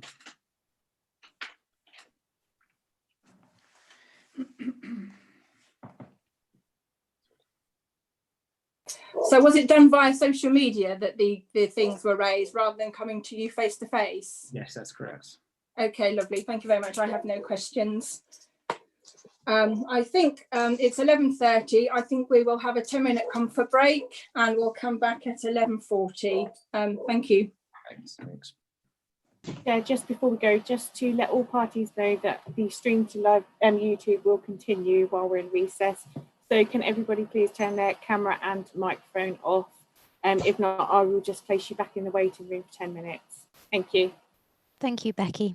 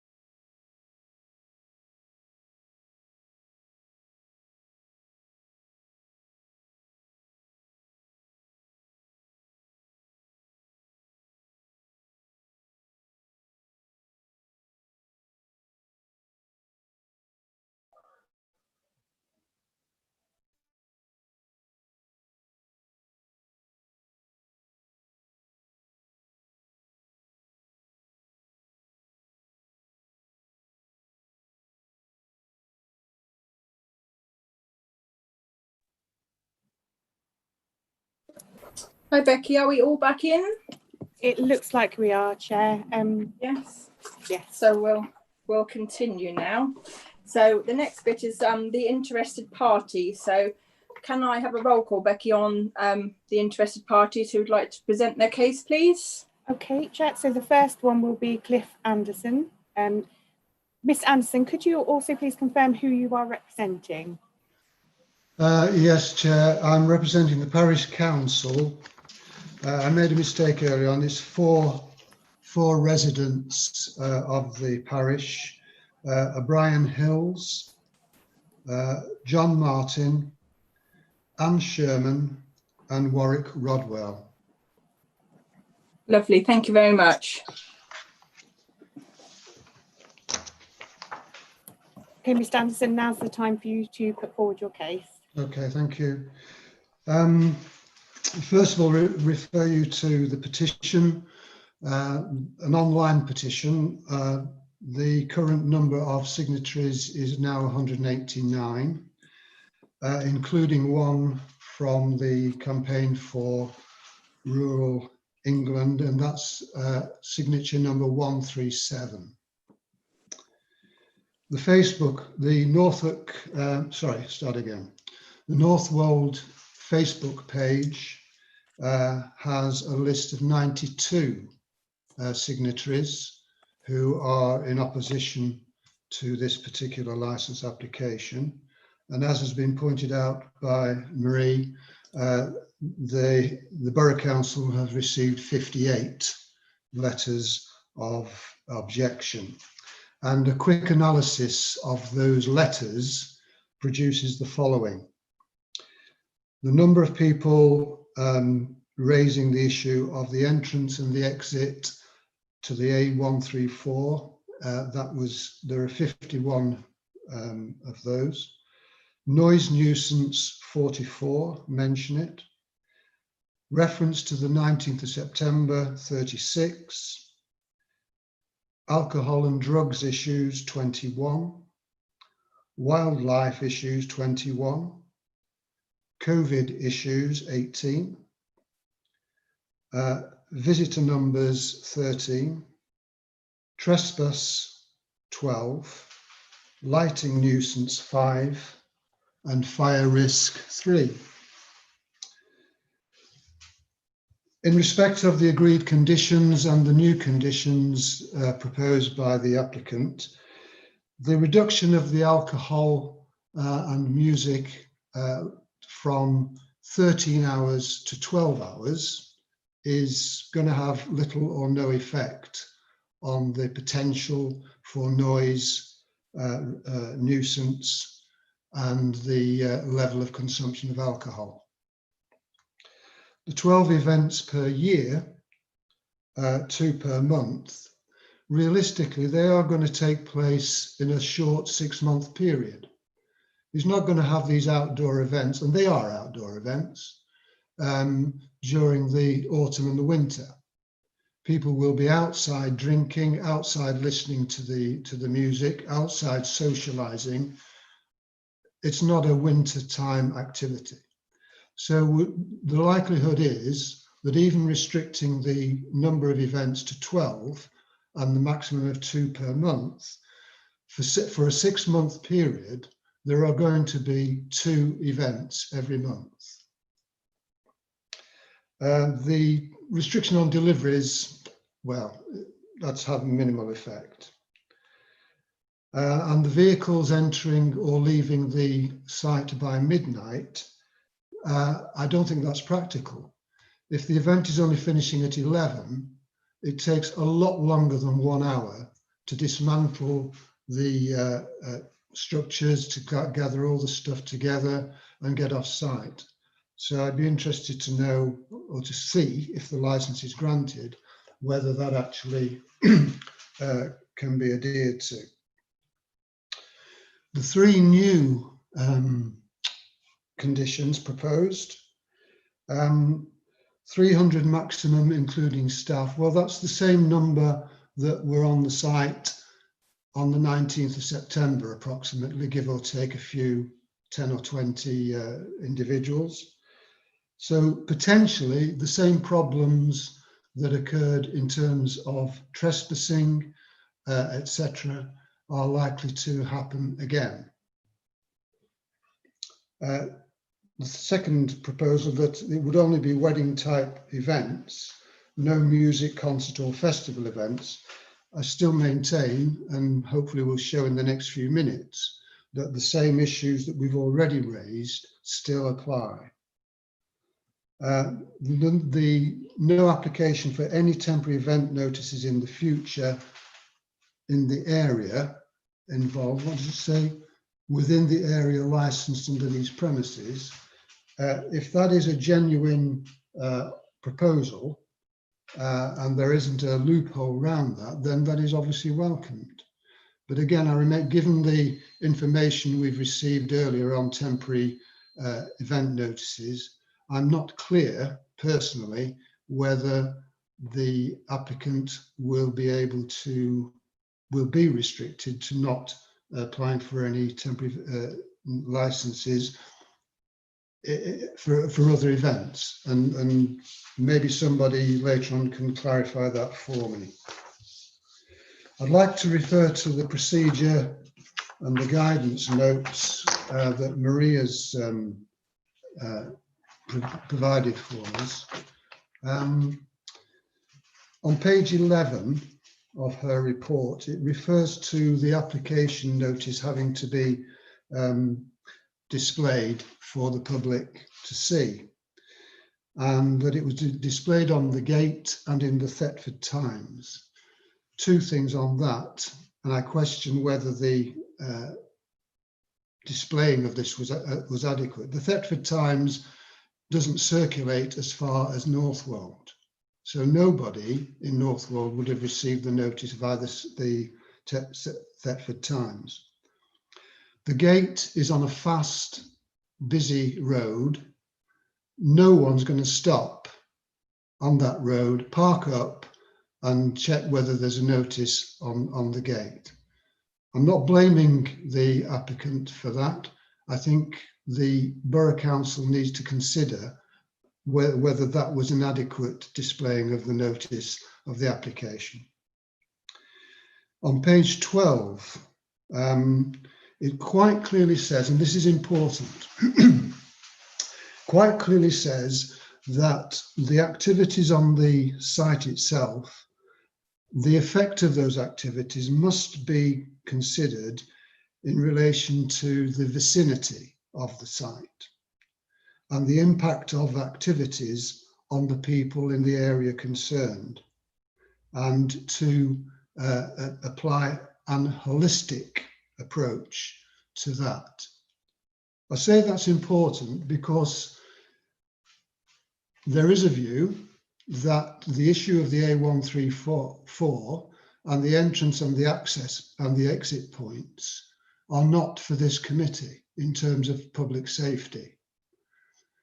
The guidance, your own guidance, the Borough Council guidance that Marie has produced for us, clearly says that the effect of the activities on the vicinity in terms of the people in the area concerned is a matter for this subcommittee. Page 13, for example, says there's a right of local residents to peace and quiet. And there is an issue here, is there not, about the Human Rights Act in respect of that, Article 8 of the Human Rights Act and Protocol 1, Article 1. I believe they apply in this respect. And the Borough Council on page 13 also expects operating schedules to address noise and light nuisances. From page 14, we have some excerpts of section 182 of the Licensing Act. It says it must focus, this is 116, paragraph 1.16, must focus on the effect on persons around the area. Borough Council Guidance 12 above must include neighbouring properties and the entrance exit points onto the 134. 219 on page, I think it's 15, 16, refers to noise nuisance as people enter or leave the site. And on page 17, 2.8 gives some matters that need to be considered. Page 18, the promotion of public safety. I submit that the applicant has failed adequately to address that, and also the safe exit from the, that's 2.10, safe exit from the premises. Page 21, 10.4 clearly states that a risk assessment should be made prior to the application. As far as I'm aware, no such risk assessment has taken place before the application has been submitted to the Borough Council. I asked the subcommittee to take those issues into account. The September 19th event is relevant. Despite the applicant saying that it's not going to be the similar kind of event, I say some of the issues that are relevant to that event apply to his wedding type events. First of all, it is not true to say that the residents had adequate warning of this event. Certainly the parish council wasn't informed, and as far as I'm aware, no residents of Northwold village were informed. The event was the same size as the one proposed of 300 people. The noise level was intolerable to the immediate residents of the event. The surrounding villages use social media to register their concern and complaints as far away as Stoke Ferry, which must be 5 miles away. The applicant failed to control the event. As I said previously in one of my questions, specifically in terms of trespass onto other people's land. These visitors were using that land as a toilet, and in terms of COVID-19. And I agree with Councillor Rives. COVID-19 must be an issue for this subcommittee. COVID-19 is a killer, therefore it is public safety that is the issue. The event time, if you look at page 99, one of the protesters or opposers says that the event, when finished, left a bottleneck of congestion of traffic, which caused antisocial behaviour in the middle of a very busy main road, the A134. This is the third paragraph, page 99. I'll deal with the issues in order of the 4 objectives that the subcommittee must consider.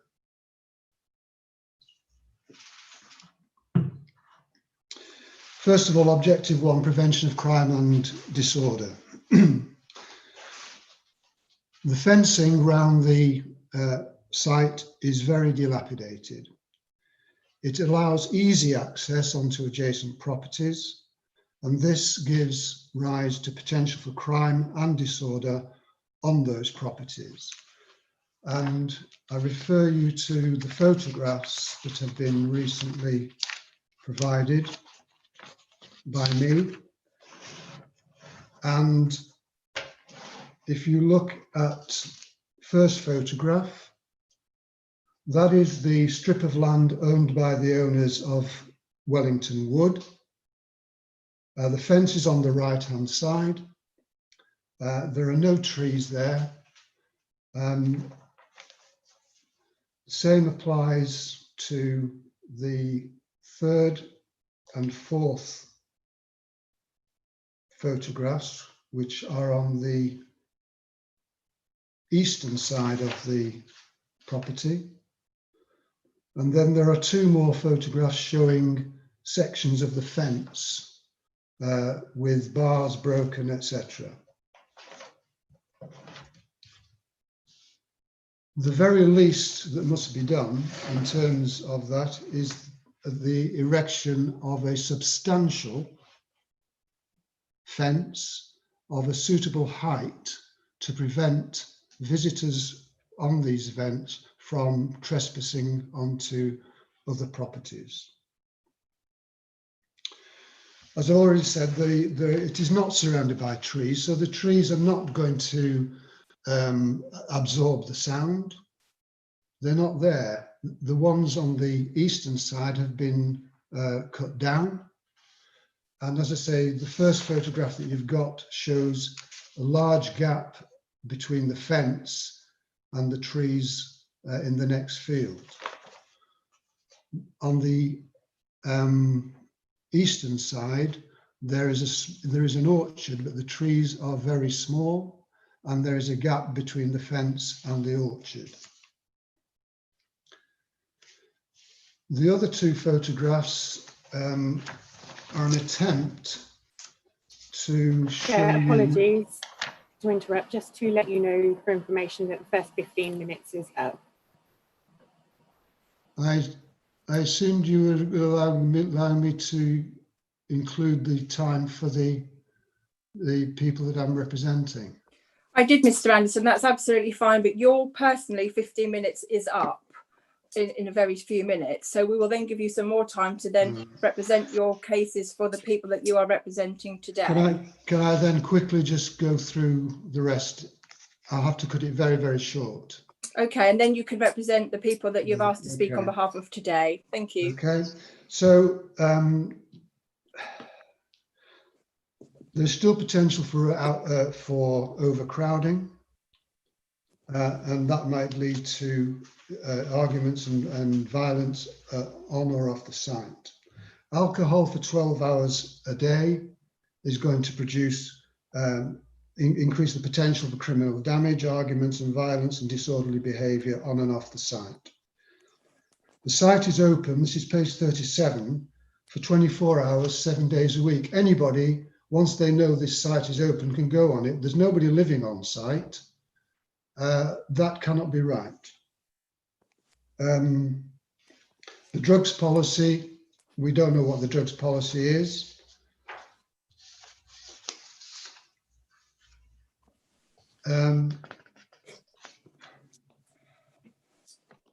The fire risk and dry conditions is real.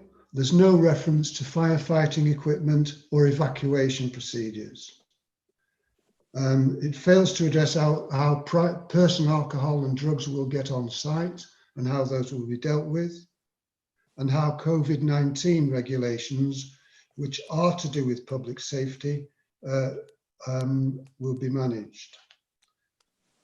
The entrance to the A134, other people I hope will refer to that.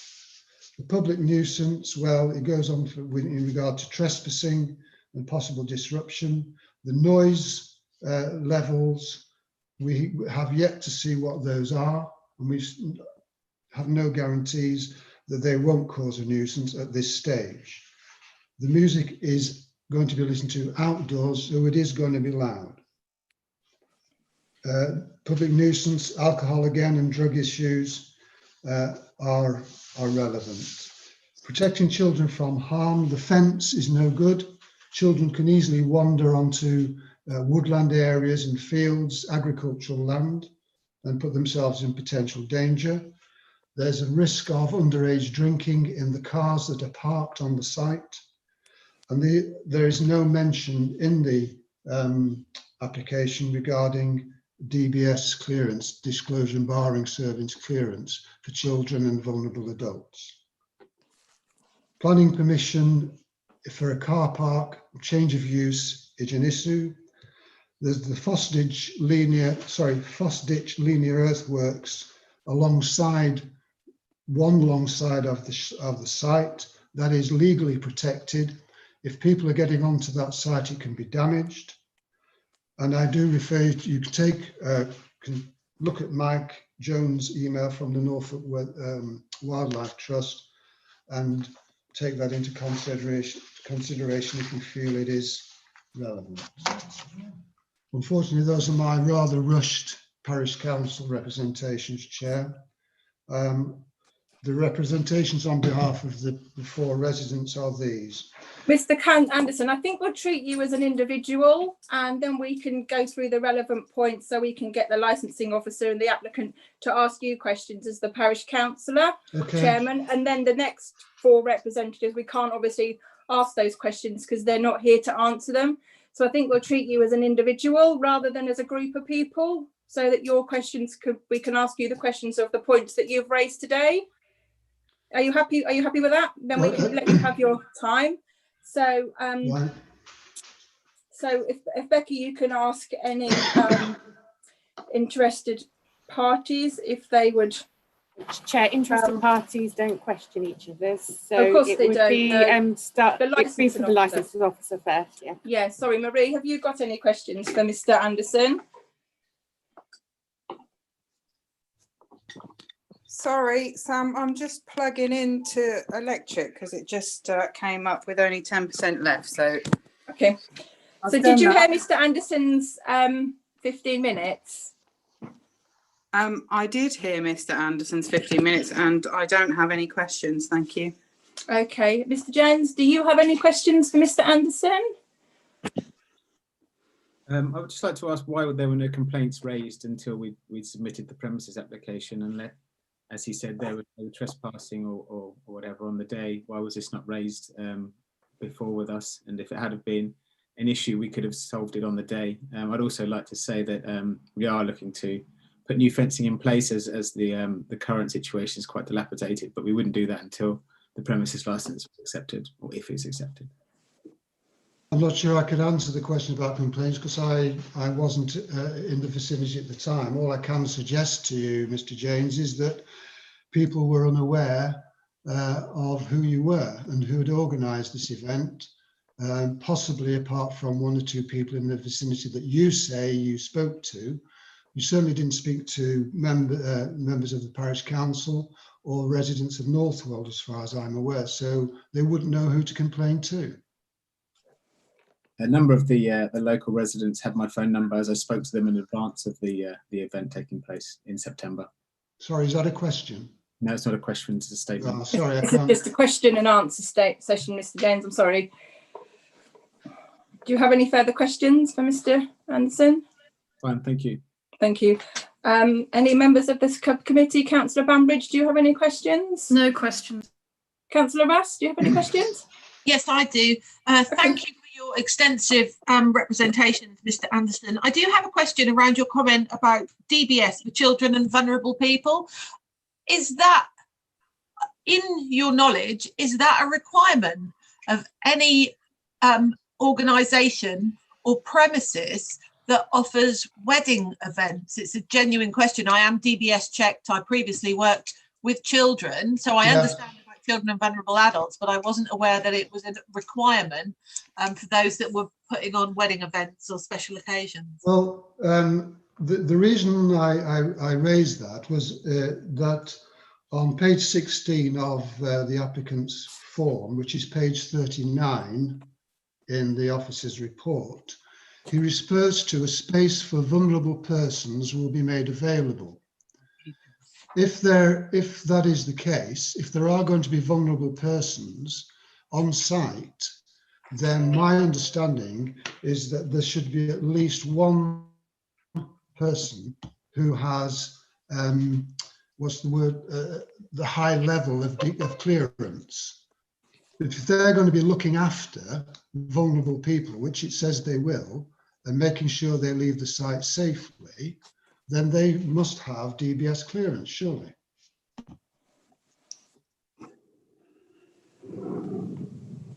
No, because we do put on events. I organise an event on an annual basis where we too. Sorry, Becky, you're going to stop me there, I think. No. Yeah, well, we do have a space for vulnerable people, but we don't have anyone provided who is DBS checked, even though I am DBS checked. So I wasn't aware that that's a requirement. Well, but I take on board your point. I had actually highlighted it. So, yeah. Any more questions, Councillor West? No. I have a couple. I'm only asking you these because you are the chairman of the parish council, so you represent the views of the residents. I see that the applicant in late correspondence had said that perhaps it wasn't advisable to host the music event on the 19th of September prior to applying for this planning application. Do you feel that if this event hadn't occurred in September, there wouldn't be so many objections to this current application? Do you think this has hindered the amount of people, or what do you think? Well, I think that the event took place, and because of the problems that it caused, yes, it elicited a large number of complaints. So do you think if it hadn't have happened, there wouldn't have been so many objections? Because there's a lot about noise, traffic, you know, people urinating, people trespassing, and as you say, you've listed a whole load of items that have been raised. So I was just wondering if you felt that this event that happened hadn't have occurred, there wouldn't have been so many objections to this application. I'm not in a position to answer that, am I? I can't get into the heads of people in the village and say if this hadn't happened, they would have acted in this way. The fact is, Chair, if you let me finish the answer, the fact is that a huge number of people have complained, and a lot of the issues that they complain about are still relevant, even though Mr. James has changed the nature of the events as in his proposals. Right, and another one for you. Now that you've seen the Traffic Management Officer's report, does this ease some of your concerns over the largely commented on traffic issues that objectors have raised? Not at all. Okay, that's all the questions I have. Thank you. Thank you, Becky. So, Chair, are you now giving Mr. Anderson the chance to put forward a case on behalf of the yes, representing? Yes. Okay, thank you, Chair. Sorry, just give me a minute.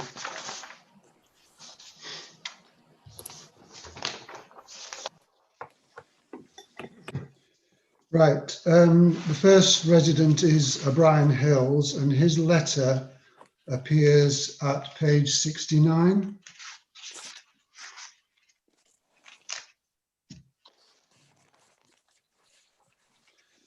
Mr. Hills is 87 years old. He lives in a property which is 0.275 of a mile away from the field in question. That is less than a third of a mile. He is concerned about the playing of music and the consumption of alcohol. As he says, he lives very close to the proposed venue, and on the 19th of September, he was subject to the very loud music amplified shouting. Indeed, the windows of my house vibrated. He also refers to the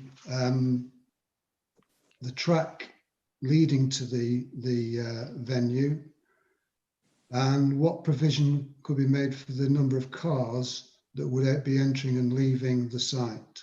The A134 is a very busy road, and the number of accidents runs into tens, and there have also been 5 deaths. He says he's entitled to peaceful enjoyment of his property, which was disrupted and is potentially disrupted by the application of this license, and is concerned about adherence to COVID regulations. The second resident is John Martin. His letter appears at page 74 and 75 of the documentation. He's asked me to emphasize to you his particular concerns about the main road and the access and the exit from the site. And if you look at his letter, he refers to previous statements by Richard Smith from Norfolk County Council Highways regarding the traffic movement and other residences along that stretch of the road. He's also concerned about the number of cars on the field. He says there would be at least 75 movements per day, which is a lot more than the other issues that Richard Smith has referred to along the A134. The issue on the 19th of September, he said the noise was plainly heard in Northwold, and he would certainly object to previous events going ahead. Third one is Anne Sherman on page 95.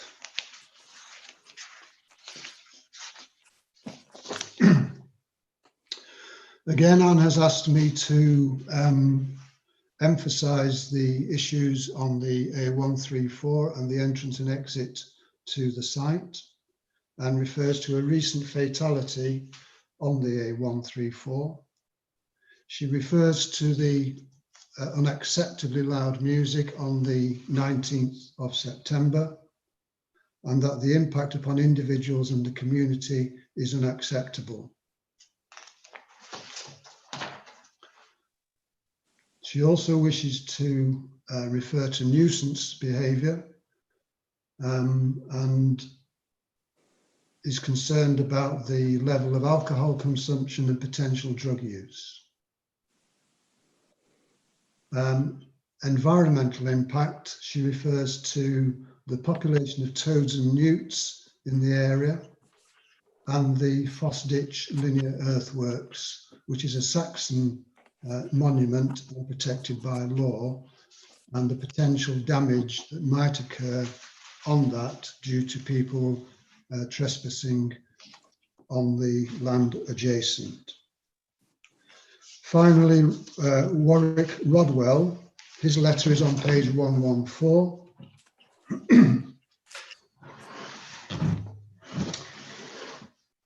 Again, he refers to the dangerous section of the A134 where the access point to the field is sited. And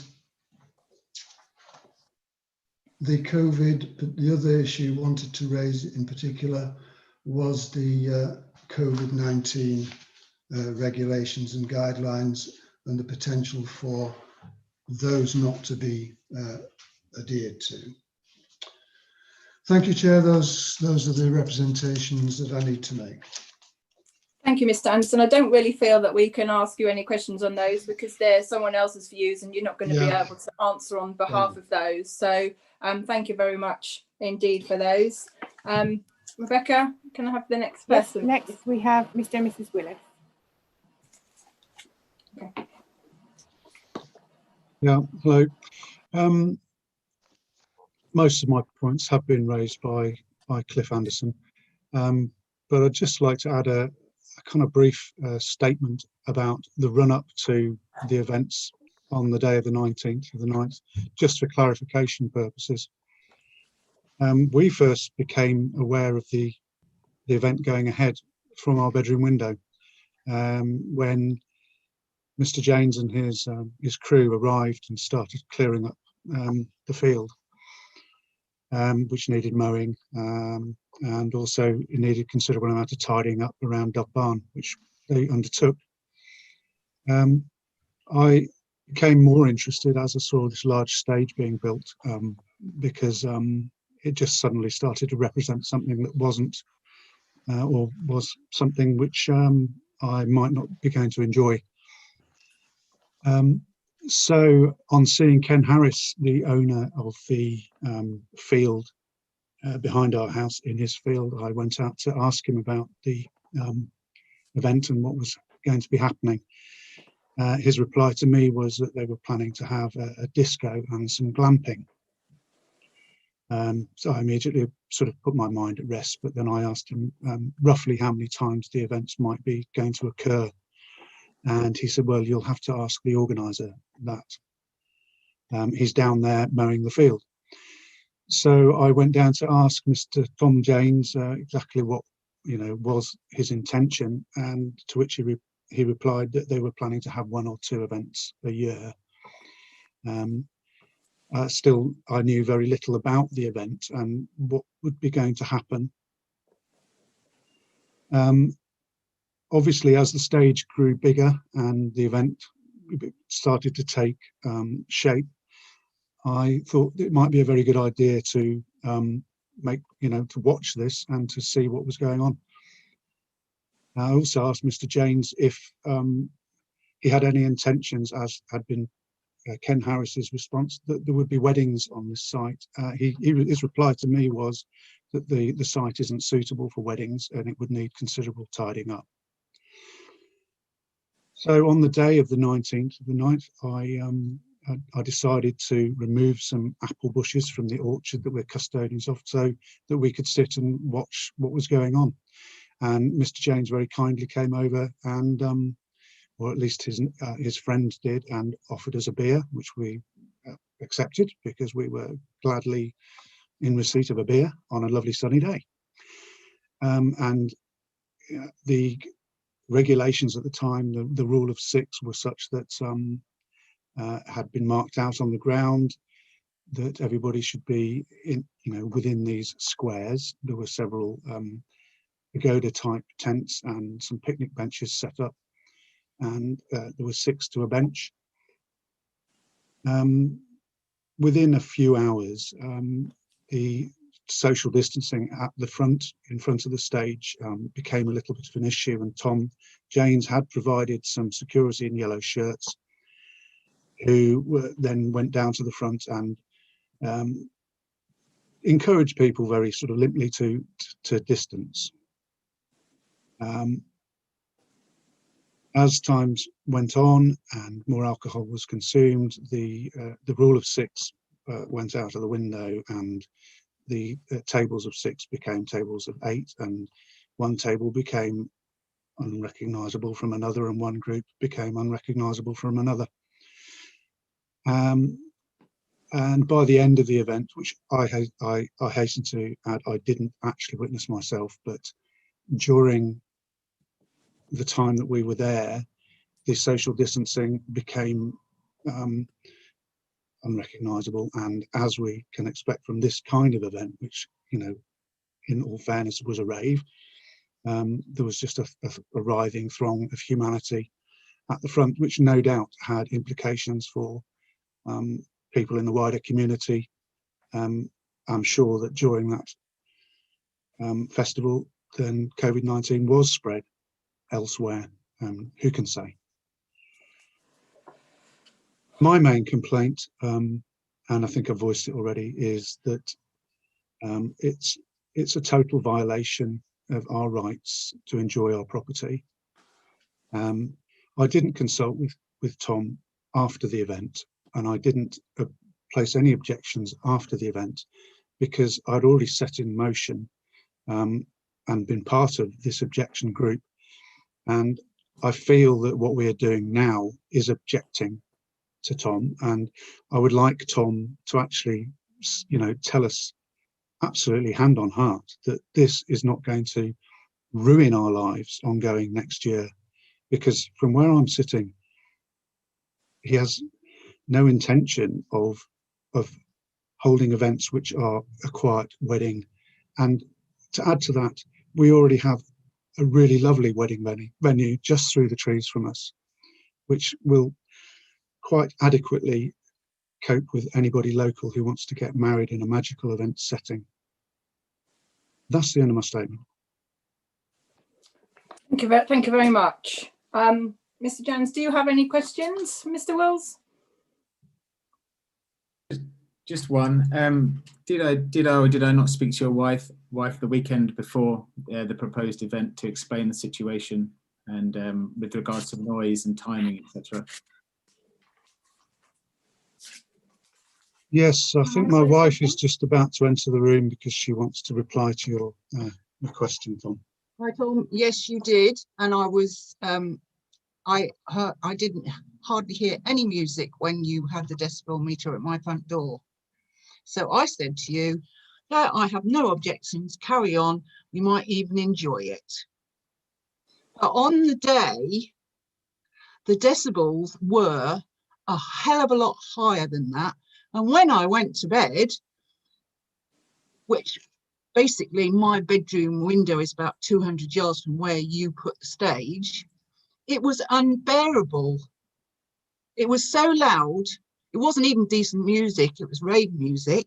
And I think that decibel check that you did pulled the wool over our eyes.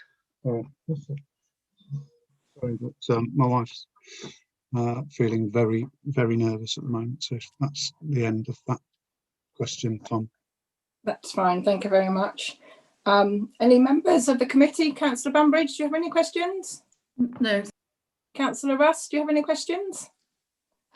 Yeah, I just wonder, as Mr. Wills has mentioned that there is already a lovely wedding venue close to them, whether there are the same issues at that wedding venue, whether there are concerns about excessive drug or alcohol, and under normal wedding circumstances, and people have the right to choose whatever wedding they want. I appreciate that. And if a person chooses to have rave music, and I totally agree with you, it's not my style, but if they choose to, they can do. But, you know, are there concerns? To me, a wedding venue is a wedding venue. Can I answer that question, please? Of course you can. I think the councillor was asking you the question to answer. Okay, yes. Thank you. I would just like to say that the wedding venue at Wellington Woods is very sympathetic to the local community in every way. So much so that they have held wedding events there in the past, and we have not even noticed them. You know, magical wedding events are magical wedding events in a rural setting. They are not festival raves, and that's why I asked the question of Mr. James earlier, whether he could confirm that about the type of music that were being played, because I think Mr. James is trying to pull the wool over our eyes and have his small events in any format that he requires.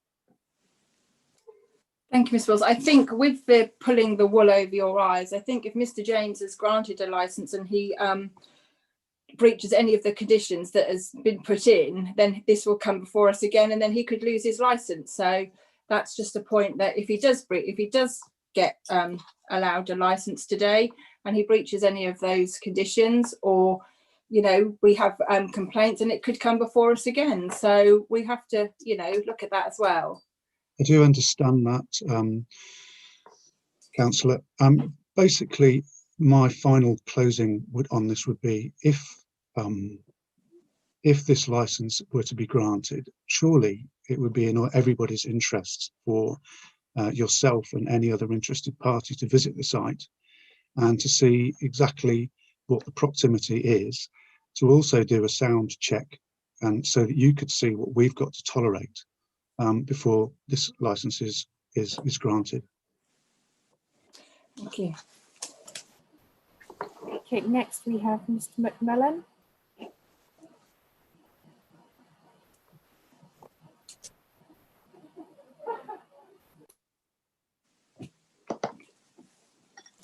Mr. McMillan, are you there? I think he's still got his microphone on. Mr. McMillan, your microphone is still on.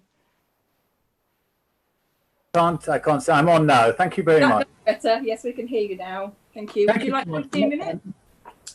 My objections are based on the experience that we went through on the 19th of September, and this application seems no different. I'm objecting on the grounds of public nuisance, public safety, and public crime and disorder. Firstly, I have great concern that traffic turning into this venue from the busy A134 trunk road close to a known accident spot constitutes a risk to public safety. I am supported in this review by the Norfolk County Council Highways, who, as you will know, are not a consultee on this panel. In 2018, Richard Smith, the NCC Highways Development Management Officer, stated on a building application off the A134, less than a mile away from Dove Barn Meadows, on a straight stretch of road, that, and I quote, "The proposed development, if permitted, would lead to right-hand turning movements across the opposing traffic stream of a busy principal route, which would interfere with the free and safe flow of traffic and cause danger and inconvenience to highway users, ultimately caused by additional vehicles slowly waiting and turning into the site within a fast traffic system. The A134 is an important strategic route in West Norfolk."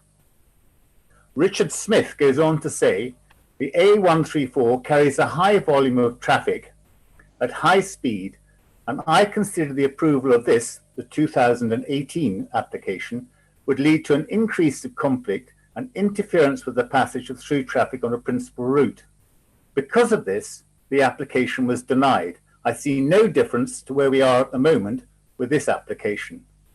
Since this statement, traffic has, if anything, become heavier. So I urge you, please, to take notice of these comments from somebody who is more qualified than I, and do not grant this license on grounds of public safety, because the same conditions can be applied to this application. Those of us who live in Northwold are very aware of how dangerous this stretch of road is, and are very concerned that people driving from this site under the influence of alcohol, tired, late at night, will cause yet another unnecessary death. You've been told how many deaths there have been on this stretch of road over the last 20 years. The applicant now states the latest apparent number entering will be limited to 300. At a conservative estimate, this equates to at least 70 vehicles, not including the many vehicles needed to set the venue up. There is no public transport and only a very limited taxi service to mitigate against the number of private cars. On public nuisance, on the 19th of September, the noise started at 10 a.m. The dreadful bass booming sound, which continued all day. As there have been 3 illegal raves in the vicinity of Thetford Forest during the summer, which I could hear, I reported this one to the police. The applicant stated the event passed off peacefully and there were no complaints. Wrong. Very wrong. There are complaints. I was not the only resident to telephone the police, which I'm sure is on record. Surely the number of objections to this application is a powerful indication as to how many local residents' lives were disrupted on the 19th, and expect no change for the future. Mr. Jane said there were no complaints. Had we realised this was a legal event, the council would have been bombarded with complaints. The noise continued all day until 2200 hours, by which time I felt that I'd been under assault all day, both inside and outside, and I live 0.7 of a mile from the event. If it was unacceptable here, less than a mile from the venue, it must have been horrendous for those living near the site, as you have heard. No notice was given to the locals.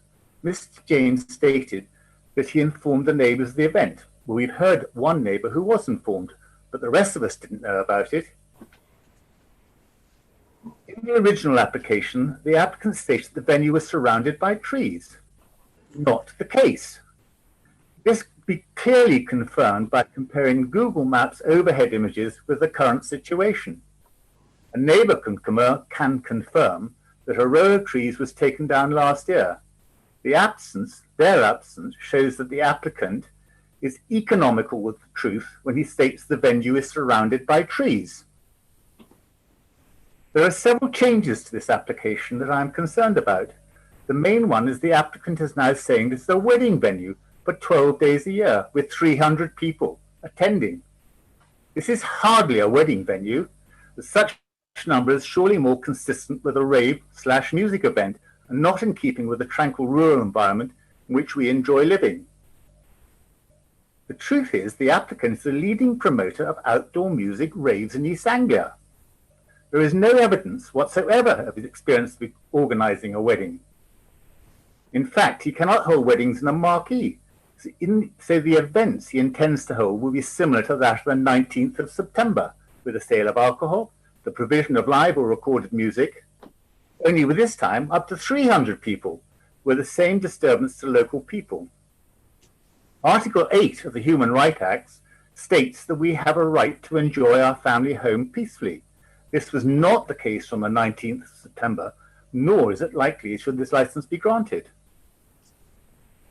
The council must know that, well, you do know that there's a wooden wedding venue bordering Dove Barn Meadows, so why would we consider a licence for another one on its doorstep? The venue in woodland weddings supports local businesses and does not cause any noise or light pollution. The difference between the two could not be more obvious.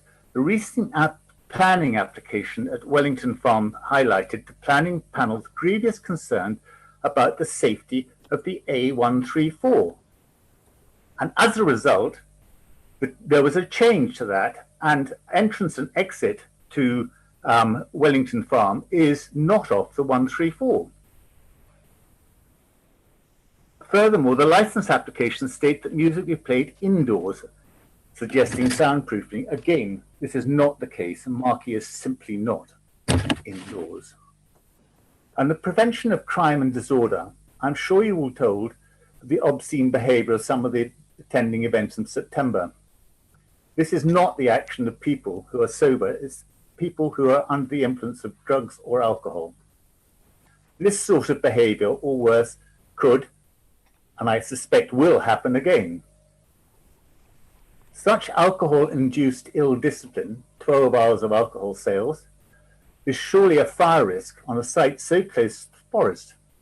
Norfolk summers have been increasingly dry, and the fire risk is extremely high during the summer month. A great risk to nearby SSSI and special SPA, of which this committee doesn't seem to pay any attention to. There are no fire hydrants nearby, and access to the site is limited for fire trucks, and there is no emergency exit. This must be of great concern to the public safety, not to mention the environment, because of the way in which a stray cigarette could easily start a fire in the dry summer. To conclude, I am grateful to social media for bringing this application to the notice of residents of Northwold who would otherwise not known about it, because the notice on the gate is at a spot where no one stops because of the fast-flowing traffic. You must be aware by now not only the strength of my feeling about this application, but of the near 200 names on the petition to stop this, as well as the many letters you received, including one from Michael Rayner, which you don't consider, but the planning campaigns consultant for CPRE. If ever there was a strong case for protection of rural England, this is undoubtedly it. I strongly oppose the granting of this licence, or any licence for this site, and I hope this council subcommittee will support the local residents of Northwold and Cranwich in not granting this application on the grounds of noise disturbance, road safety. The NCC's highways development officers should be consulted about this. He hasn't yet been, apparently, and the risk of fire. Nothing stated by the applicant can mitigate our opposition to noise, disturbance and danger to events on this site. Thank you. Thank you, Mr. McMullen. Mr. Jones, do you have any questions for Mr. McMullen? Yeah, just one.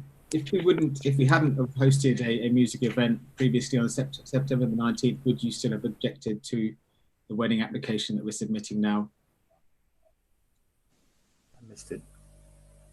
Could you repeat that? Sorry, because Mr. McMillan didn't hear your question. If we hadn't hosted a music event on September the 19th, would you still have objected to the wedding application, premises license application that we are submitting now?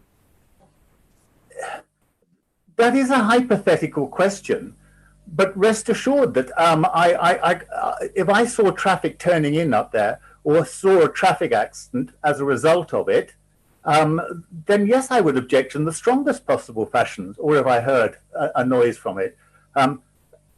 I would hope that disregarding the 19th September event and making an assumption as you have that your wedding application was the first one, I would hope sincerely that the road safety aspect and that a proper risk assessment had been done that covered all the points that I have raised would actually cause you to alter that application. I hope that answers your question. Mr. Janis? Yeah, that's fine. Thank you. Okay, thank you. Councillor Bambridge, do you have any questions? Thank you. Yes, I used to travel along this road for meetings a few years ago, and I've even attended a wedding at Cranwich Church. Can you tell me, you said that you think the traffic has increased in that time.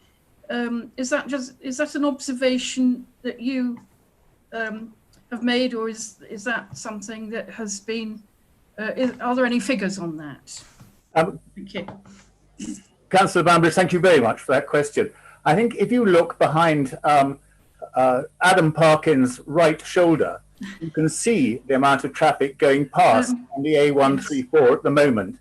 I have lived here for 26 years. Yes, undoubtedly the traffic has increased. The traffic comes from Lincolnshire down, it's a main transit route. It's marked as an arterial route on all ordnance survey maps. Yes, traffic has increased. Thank you. Councillor Russ, do you have any questions?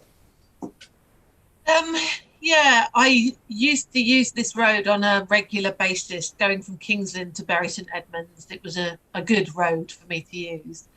What I would know is that the speed limit is 50 miles an hour. Do you, well, I see Mr Anderson shaking his head.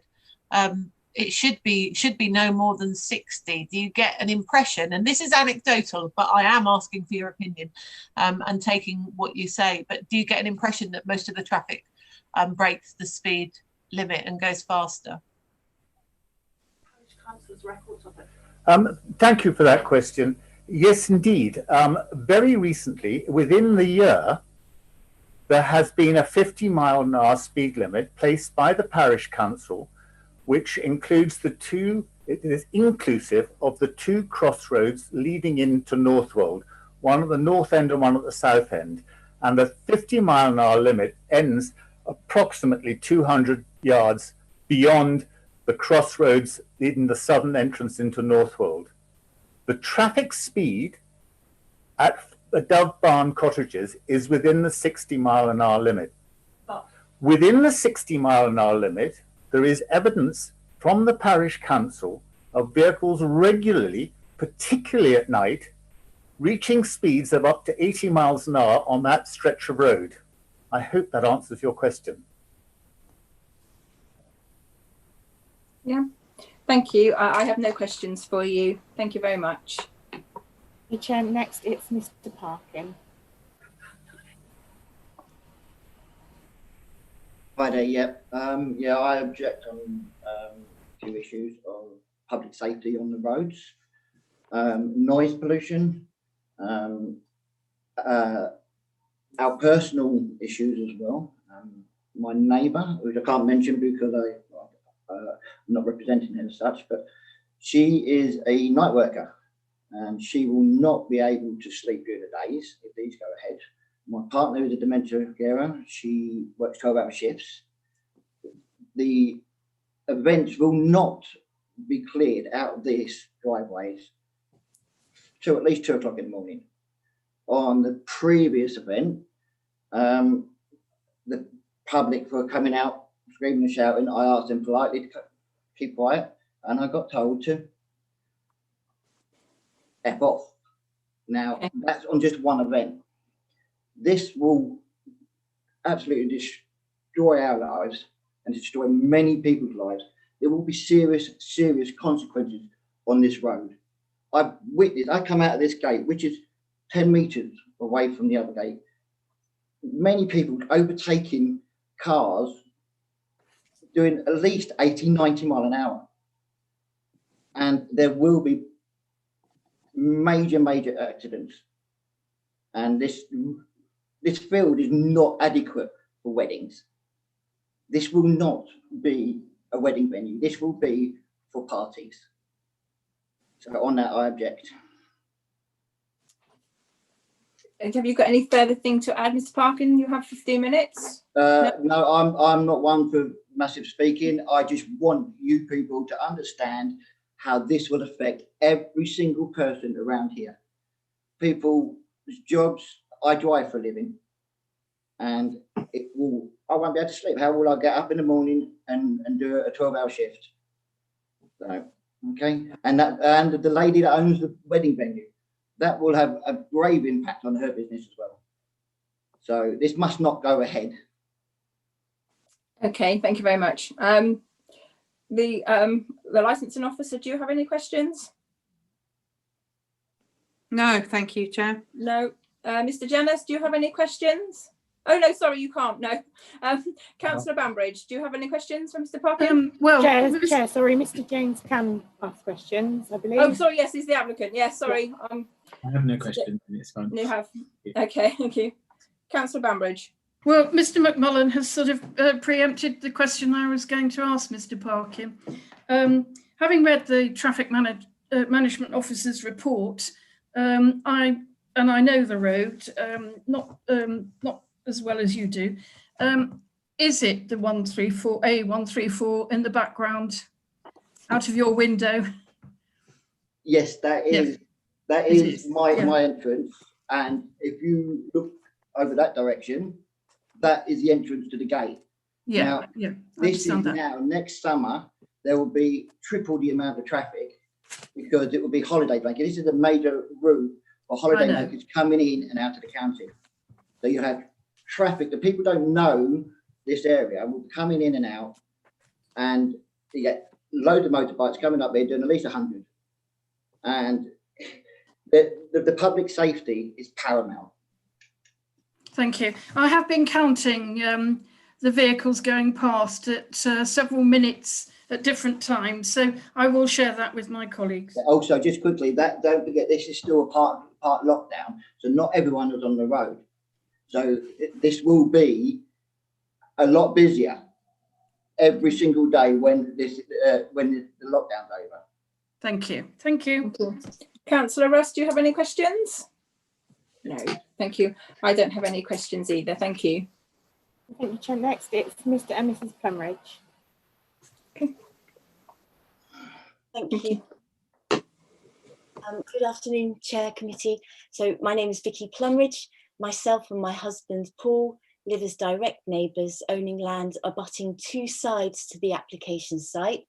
We have one strip of land running down the length of the application site, which we seasonally use as grazing meadows, with open views onto the application site, and also with right of way over Dove Barn Farm to the gate leading to the A134. We have a second side where on the plan it shows the marquee structure, which would be up against this side and very close and in full view of our ancient woodlands without any soundproofing, where our trees there are young saplings, which again is easy to see through. We are also a family business here, at home here. We have a licensed outdoor wedding venue for legal ceremonies in our meadow and ancient woodlands surrounded by nature. Our weddings have our chosen capacity of up to 150 guests. Even though we do not oppose wedding celebration events as a neighbouring business, we object to this licensing application even with the last minute changes and additional conditions offered up by the applicant on the basis that the actual application site itself is wholly unsuitable for any events with the potential to cause a huge disturbance and nuisance to direct neighbours, trespassing very easily over private land. And obviously with the mention of our business, there will be huge ramifications for noise interruptions, nuisance and safety with easy trespass onto our site and disturbance to our weddings here that happen outdoors between April and September. Our weddings here take place over a period of 28 weeks, of which we have all weekends booked in 2021 due to postponements as well from this year, and a majority of in 2022, and we can show evidence if requested of this. The applicant has now changed his licensing application to 12 weekend events, which we can assume will be during the same 28 wedding season dates as us, and where we now find ourselves with the possibility of this disturbance to us as direct neighbours, but also as a business with the likelihood of 2 weekends in every month with extreme disruption by potential noise and the disturbance as well as trespassing that is likely to occur as things stand presently. Excuse me, Mrs. Hegel, a moment, because one of our officers has left. So we might have to just hold while we wait for her to come back in. Sorry about this, some technical issue. Our licensing officer has left the meeting. Councillor Sandal, has she put in the chat why she left, or is it just? No, I just see that she's just dropped out, I think. So can we just then pause just for a minute or so, just to, she might just be straight back in. So if we just hang off for a second. Yeah.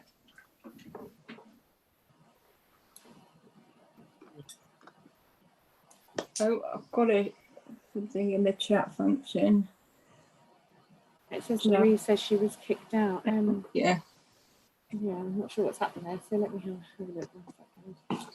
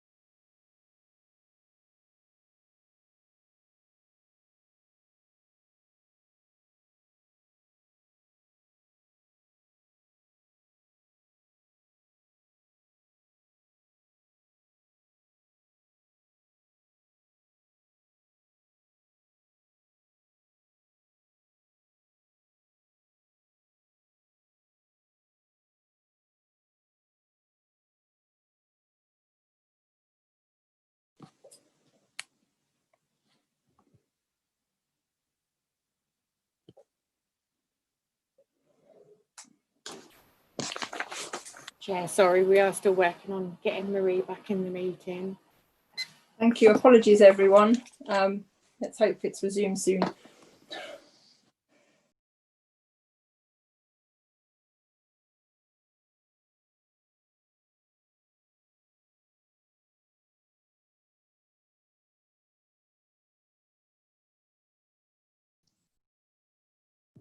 Hello. Hello, Jo. Hi. She's trying desperately hard to get back in. I think because she's in a quite rural area. She's put I can't get back in. 4G question mark. Don't know. She's desperately trying. So I don't know whether you want to have a comfort break or what you want to do. Chair, can I suggest at 1:10 the panel have to pass a resolution to continue to sit up beyond 3 hours. We still have, we was in the middle of Mr. and Mrs. Plumridge's case. We still have 2 other interested parties to address the subcommittee after that, and then we do have summing up. I don't know how you want to play it, if we want to take a short break now while we wait for Marie to get back in, or a short lunch break. I think we'll have a short lunch break, say 12:40. It's 1:40, do you mean? Oh, sorry, 1:40.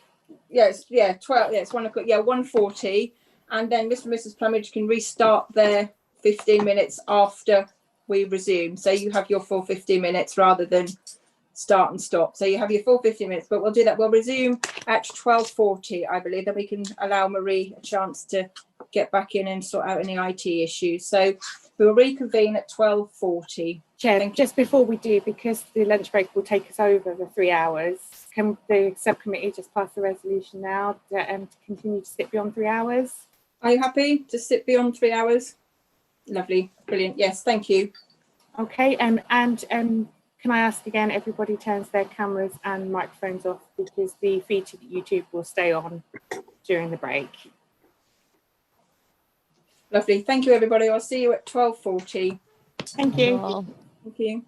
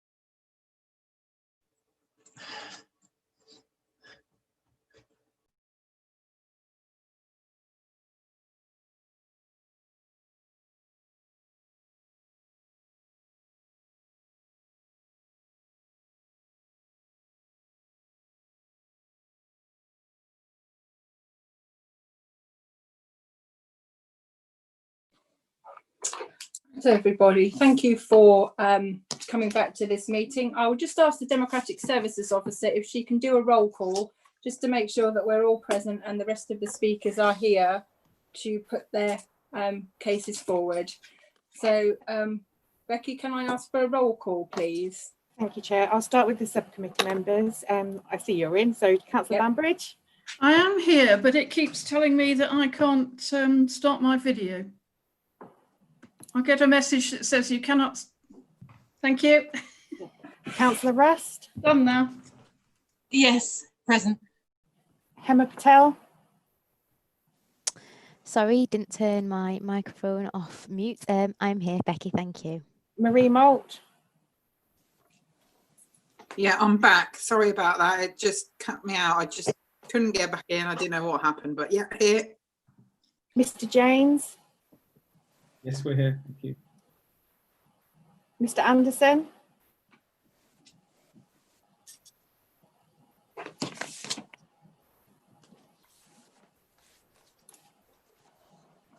Mr. Anderson.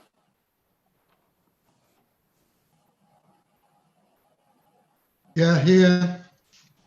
Mr. and Mrs. Willis. Yes, we're here. Mr. McMillan.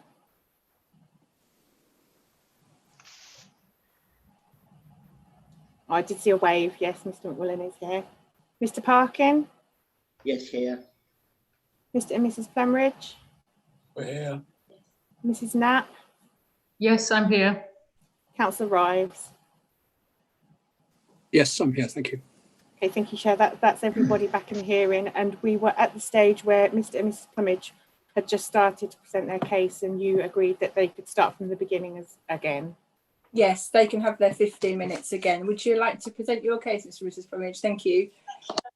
Chair of Committee. So yes, my name is Vicky Plumridge, and myself and my husband Paul live as direct neighbours owning land abutting two sides to the application site. We have one strip of land running down the length of the application site, which we seasonally use as grazing meadows with open views onto the application site, and also with right-of-way over Dove Barn Farm to the gate leading to the A134. We have a second side where on the plan shows the marquee structure, which would be up against this side and very close and in full view of our ancient woodlands, without any soundproofing, where the trees there are young saplings, which again is easy to see through. We also have family business here at our home. We own a licensed outdoor wedding venue for legal ceremonies called Wellington Wood, where we offer relaxed outdoor weddings in our meadow and ancient woodlands surrounded by nature. Our weddings have our chosen capacity of up to 150 guests. Even though we do not oppose wedding celebration events as a neighbouring business, we object to this licensing application, even with the last minute changes and additional conditions offered up by the applicant, on the basis that the actual application site itself is wholly unsuitable for any events, with the potential to cause a huge disturbance and nuisance to direct neighbours, trespassing very easily over private land, and obviously with the mention of our business, there will be huge ramifications for noise interruption, nuisance and safety, with easy trespass onto our site and disturbance to our weddings, where that happen outdoors between April and September. Our weddings here take place over a period of 28 weeks, of which we have all weekends booked in 2021 and a majority of 2022 and some in 2023. We can show evidence if requested. The applicant has now changed his licensing application to 12 weekend events, which we can assume will be during the same 28 wedding season dates, and where we now find ourselves with the possibility of this disturbance to us as direct neighbours and a business. The likelihood is that there will be 2 weekends in every month during this time, with disruption by the potential noise and disturbance, as well as fears of trespassing that is likely to occur as things stand presently. I would suggest that at the very least, a condition would be for a high-panelled specialist soundproof fencing on all 4 sides of the application site would be required to ensure better soundproofing and to stop trespassing. However, these panelled fences may not help matters on a fire and safety level with such a large amount of people, 300, in a 2.7 acre field with the marquee right up at the far end, where fire service would have to navigate their way past parking, toilet blocks, shepherd's huts, people to get to a far end of the marquee. And with fencing, people could not hop over to our land for safety. There would be nowhere for them to go if there was a fire other back through the field and out onto the A134. We also have our home here, and we have a family of young children, pets, horses and livestock. My mother lives with us. Her name is Mrs. Alona Moss. I represent her letter of objection regarding fear of woodland fires on our land that this application licence will bring. We feel the access to Dove Barn Farm, as we know it, to our legal right-of-way, would be unacceptable for heavy use and large vehicles required for an event setup and takedown in such short timeframes. The added challenge would be in bad weather, where it would be muddy and boggy with cars and lorries getting stuck and causing a queue on the main road, as well as the safety of pedestrians walking or slipping over and out onto that A134 without any road lights or significant pavement or pull-up areas for taxi and minibus services. We would suggest that a condition for an entrance extended with a far better splay and the grass replaced and resurfaced for appropriate hard-wearing, non-slip use, heavy use and clear signage on the road also. However, this is something maybe for planning.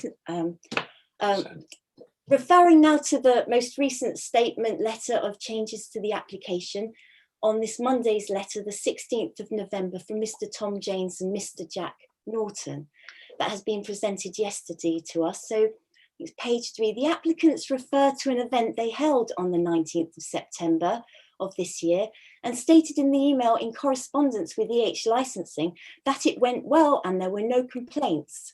It's on page 2 of additional information. So this is untrue. We can clearly see with residents' comments, emails and the petition, ourselves at the time and the day after verbally and thereafter also making comments and complaints. Personally, at the time of the event, we found ourselves in a situation where the music was exceptionally loud.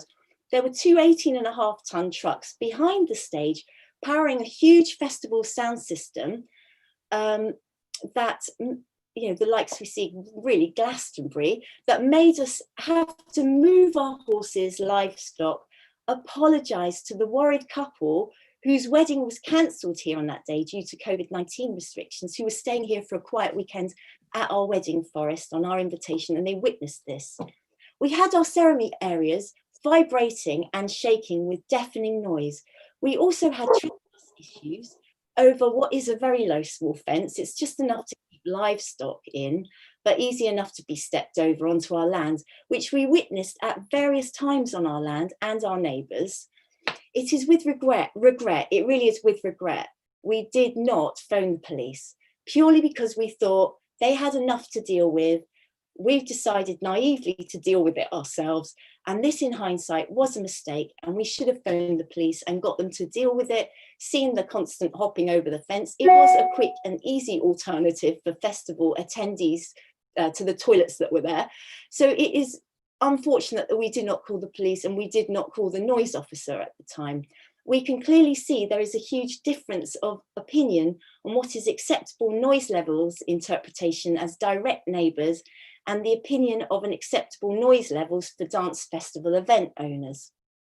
However, we did not think to pursue anything at this stage and just tolerated the noise, stayed alert that evening. It was only later that we discovered there was a lot more intention and strategy behind this. Looking up Highfield's festival website at the time with all the information that is now not available and being taken down, as Magical Meadows, a home for regular summer festival events with Dove Barn Farm address attached to it. on a map. And even in the most recent letter, the 16th, the applicant states, page 3, last paragraph, that hosting musical festival type events has never been their intention for the premises licence. On page 3, this applicant states that a wedding venue idea was born out of this 19th of September event. I would argue that first and foremost, the idea was this event was the launch of a series of Magical Meadows special dance musical festival events in the countryside that's now removed from their social media. There were significant letters of complaints and objection, and verbally on the day, we received calls from the Forestry Commission if we were aware of an illegal rave nearby due to repetitive bass music, as well as petition, which I suggest has resulted to the applicant changing the intention to now the application as a wedding type event venue only, which I assume means private parties under contract and not ticketed events as previous event. It said the event on the 19th went well without complaints, so this is incorrect. In this same letter, it states the applicant wants local residents to remain happy with events that take place, but we have seen already the lack of concern for direct neighbours who had no idea about the weekend of the September the 19th. We had no idea about it, and even in the client's statement, we are neighbours, and which I might add it was a memorable weekend because we all knew that coming week we would be having announcements of new COVID restrictions. So it was a memorable weekend, and there was no communication from the applicant about this event, and we did both make verbal complaints to him on the day of the event and the day after as well. We later discovered that it was previously told to applicants that we were a wedding venue, but still there was no heads up given to us as one venue to another about this dance festival event. And unfortunately, but thankfully, the wedding planned here was cancelled that day due to COVID restrictions. If the wedding had taken place on the 19th, there is no doubt this wedding would have been ruined. Our woodland ceremony area is less than 100 metres away from the proposed marquee structure, and the meadow ceremony areas, the holiday cottage, no more than 400 metres. It would be impossible to have this type of peaceful wedding ceremony that we offer here. As direct neighbours, our home and garden is also on site and not far from the application site. In this same letter, the applicant has raised our planning permission details for our venue, in which we would like to make note, although we have land abutting the application site, our venue has the main entrance on a quiet country road that is called Brandon Road. Brandon Road from our gate, if you turn right, leads directly onto the A134, which is further down that road. The parish council and others objected to our planning application due to major concerns of road safety on the A134. We proactively worked with the council to put in condition that all vehicles from our wedding events exit the premises to the left with approved signage to avoid the dangers of the A134. And this itself led to our planning application being acceptable because no vehicles would be entering onto the A134. So here we have a situation where Dove Barn Farm entrance is directly onto the A134, which means weddings of up to 300 people in a small space of time would mean volumes of cars and lorries for setup and takedown, entering and exiting the venue in concentrated time slots. In this same letter, the applicant says that Dove Barn Farm site is tree-lined and well hidden from view. I would question whose view this is, as it is visible from every side and can be seen from the road from all directions and from the direct neighbours. So this statement is entirely false. We would like to understand from the application how the applicant can state this, along with this. Well, we've talked about the indoor venue. The applicant in his letter, as we already know, refers to our planning permission, actually stating the close proximity to our venue as our business, in his words, 300 metres away, which is exactly why this close proximity with little and dilapidated fencing with zero soundproofing, along with easy access onto our site, showing previously in 19th of September, absolutely no regard for neighbours and us, our security as neighbours, and our objection to the noise and disturbance on the day, and our verbal complaint to him the day after. Finally, the applicant in his letter presents our application details for our venue, Wellington Wood, as an example of comparison for his licensing application. He has failed to include any documentation associated with our planning with regards to highways and serious concerns. He has also shown in the documentation in our planning that all the responsible authorities had no objection to our planning because we have no overlooking direct neighbours, we have adequate parking, fire provisions, our entrance and exit is not on the A134, on a country lane, which we don't let people turn right onto the A134. He also admits and does not state that our venue entranceway is wide double gate, large splay areas, turning circles before this gate, and leads onto that country road, of which we have in place, as before I said, the planning condition to stop guests turning right onto the A134. Our planning would not have been permitted had this condition not been adhered to. Such is the seriousness the council take on this A134 principal route. We also have substantial space, the parking areas, the natural soundproofing of our own, being surrounded by our own natural woodland. However, the noise from any event at Dove Barn Farm will carry and travel far greater to all direct neighbours and beyond, as there are no sound barriers, no trees, no fencing, nothing on this site. Thank you. Thank you very much. Can I ask Marie Malt, the licensing officer, if she has any questions for Mrs. Plumage? No, thank you, Sam. I have no questions. Thank you. Mr. Jennings, do you have any questions? Yes, the lady just mentioned that they have significant trees to prevent noise travelling from their events. I'd just like to ask why the music from our wedding venue would be any different to any music produced by their wedding venue. I'd like to answer this. Our venue is surrounded by trees, therefore the sound is contained. Where you have a venue where there is no containment of sound, the sound will travel far greater and further, therefore will cause a disruption. And we speak on behalf of ourselves and also those direct neighbours who are, overlooking your site.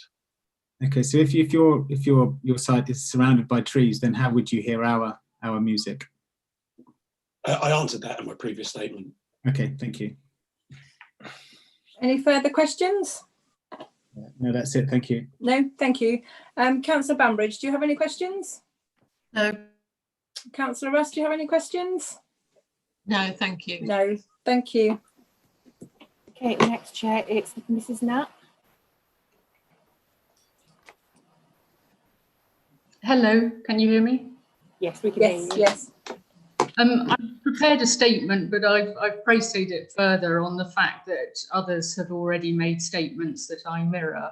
If I may read it to you. I object to this application, even with the modifications provided recently. An event was organised on the 19th of September. I was advised by neighbours it was an illegal rave and that police had been informed. As such, I did not contact the police or council, but would have done so if I had known it was a licensed event. Furthermore, having subsequently heard it was a one-off event, I would not have pursued the matter. If that event had not occurred, I would still object to a premises licence application because the site is simply unsuitable for the intended purpose. I would cite the proximity of the various Beckfield residents as a major concern. I believe Section 40 of the Natural, Environmental and Committees 2006 Act should be considered by the committee, and I would request that they do so.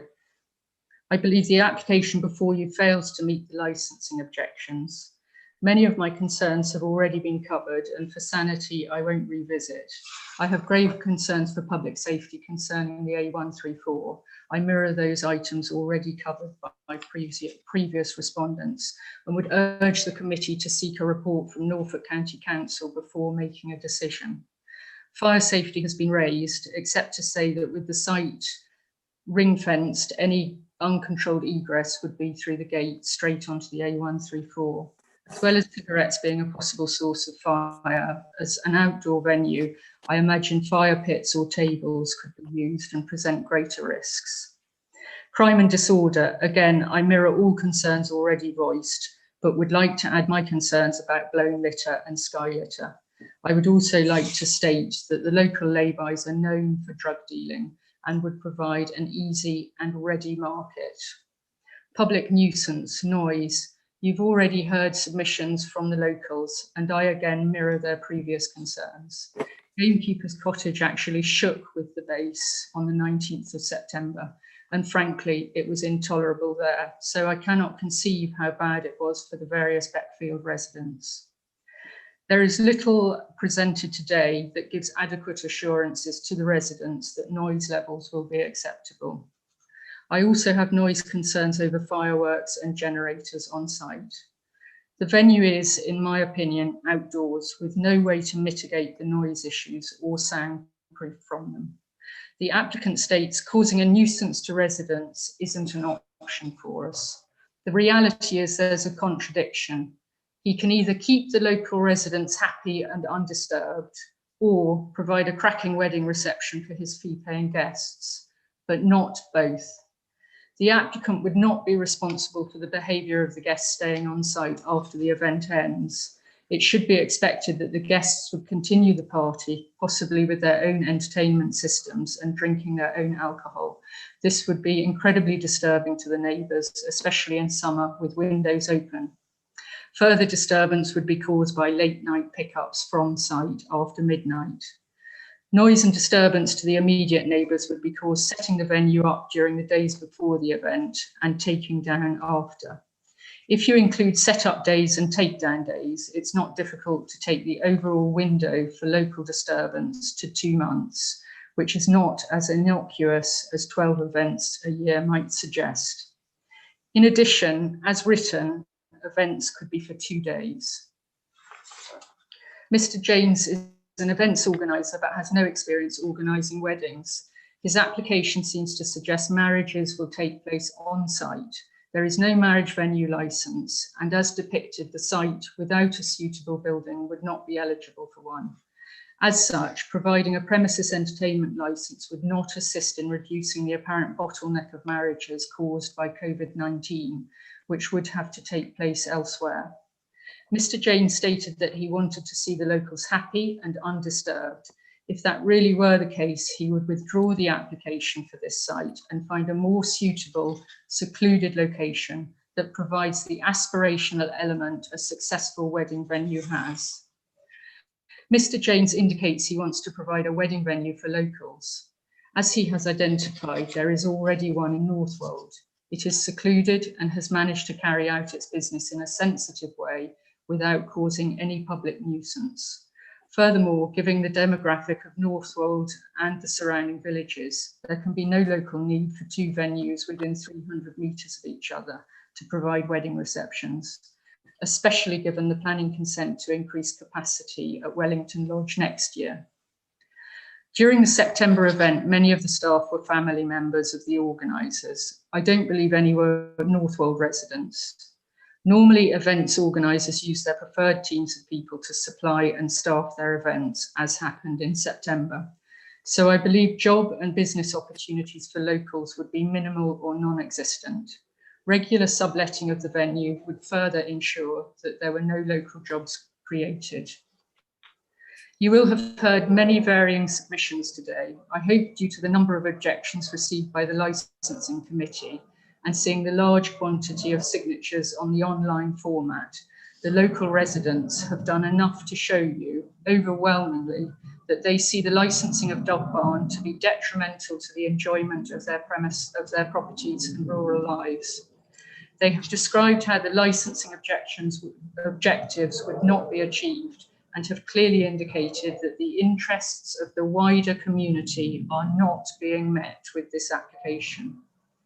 Finally, I would ask each of you to carefully consider whether, if you were living in one of the properties adjoining Dove Barn, you would be happy for the proposals to go ahead. If you can't honestly answer a definitive yes, then I would ask that you move to reject this application. Thank you. Thank you, Mrs. Knapp. May I ask the licensing officer, do you have any questions for Mrs. Knapp? No, I have no questions. Thank you. Thank you. Mr. Janis, do you have any questions? No questions from me. No.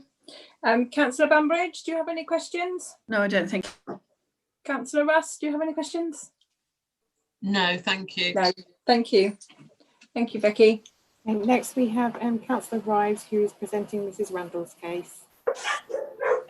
Can you give me just 20 seconds, because I've got a dog outbreak in the background. I won't be a second.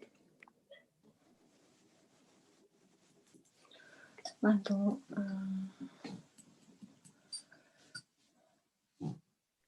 I do apologise. Oh, Chair, thank you. I would also like to thank the varied interested parties for their very detailed and personal observations of this application. We have had much discussion on the usage of the road, the A134. My understanding is that the Parish Council was involved in a lot of meticulous and painstaking work as part of its campaign to reduce the legal speed limit from 60 to 50 miles an hour. And I understand there's a main road between the A11 and Kings Lynn and the quickest route between Harwich Docks and West Norfolk. This is a very heavily used road, as perhaps evidenced by the view over Mr. Parkin's right shoulder. Before I discuss road safety, I'd like to consider the hypothetical question as to what. Councillor Rives, slow down, you've got 15 minutes. I've got dogs. Oh. Sorry, I will slow down. Thank you for that. Before I discuss road safety, I'd like to consider the hypothetical question as to what would be the community response had no prior event occurred. It is certain that Mr. Janes did his application no favours by opportunistically using what many would consider family-owned scrap land for his Highfields Festival. It is clear that this was very poorly managed and proceeded with a total disregard for the well-being of the local community. Quite apart from the clear public safety and public nuisance repercussions of this, I find Mr. Janes' responses to direct questions evasive, and it is clear in the eyes of a number of respondents that there is a high degree of economy with the truth. It's not so much wool as a sort of flock of sheep I'm seeing. His assertion about tree cover, for example, and that local people were contacted. I don't believe that happened. It certainly didn't happen, to my knowledge, in either Northwold or Northwold, which are the local villages. And regarding the volunteers, there is no answer to my direct question, and it seems that misrepresentations were indeed made to certain sort of residents as to what the noise level was going to be. In the light of the speeds common on the A134, I find it extraordinary that temporary planning permission was not sought for road signage, and being told there were large flags making it obvious where the site was is not a substitute for these. I understand there were no arrangements to manage the exit or entry of vehicles to the site, which is of course a requirement for licence holders. If we look at past performance to indicate to us likely future events, I see no evidence of anything that suggests that this applicant is over concerned with public safety. I do not think the applicant has bothered himself to understand the dynamics of the A134, would seem to have shown little interest in taking action to support the safety of his previous attendees. This lack of integrity concerns me greatly, as does the timing of the application and its propensity to change and downplay the events of the past and the apparent doctoring of internet presentations. The conversion from range management to weddings hosting is truly miraculous. I do not get any comfort from the statement by the applicant that he received no complaints. He did not provide a means of contacting himself, and clearly he did not engage with the local community in his previous events. I thus do not find him a suitable applicant for a licence. I'm told that consultations with highways took place, but when I spoke to the West Norfolk Highways officer, Richard Scott, he has no recollection of these, and neither does the traffic officer, Andy Wallace, in Kings Lynn. As a panel, it is clearly central to this application. It is clearly central, public safety is clearly central to this application. I've not seen anything here to indicate this applicant has fulfilled his obligation as follows, and I quote from our own guidelines: applicants should consider when making the application which steps it is appropriate to take to promote the public safety objective and demonstrate how they achieve that. Returning to road safety, this is not surprising a major issue. It is a fact that there is very thorough documentation maintained of road accidents at the Northwold Road crossroads into Northwold. It's also a fact that, as Mr. McMillan reported, highways in the form of Mr. Richard Scott stated, I quote, "The A134 carries a high volume of traffic at high speed, and I consider this application would lead to increases in conflict and interference with through traffic on the principal route." This was back in 2018.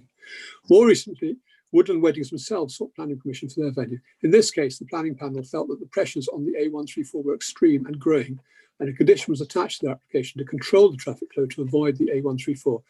And that is a condition which they are very pleased to abide by. My point is that the public interest in road safety must be considered by this panel in deciding this venue. I would add that the Woodland Weddings application envisaged wedding parties of, I believe, up to 150 guests, not 300.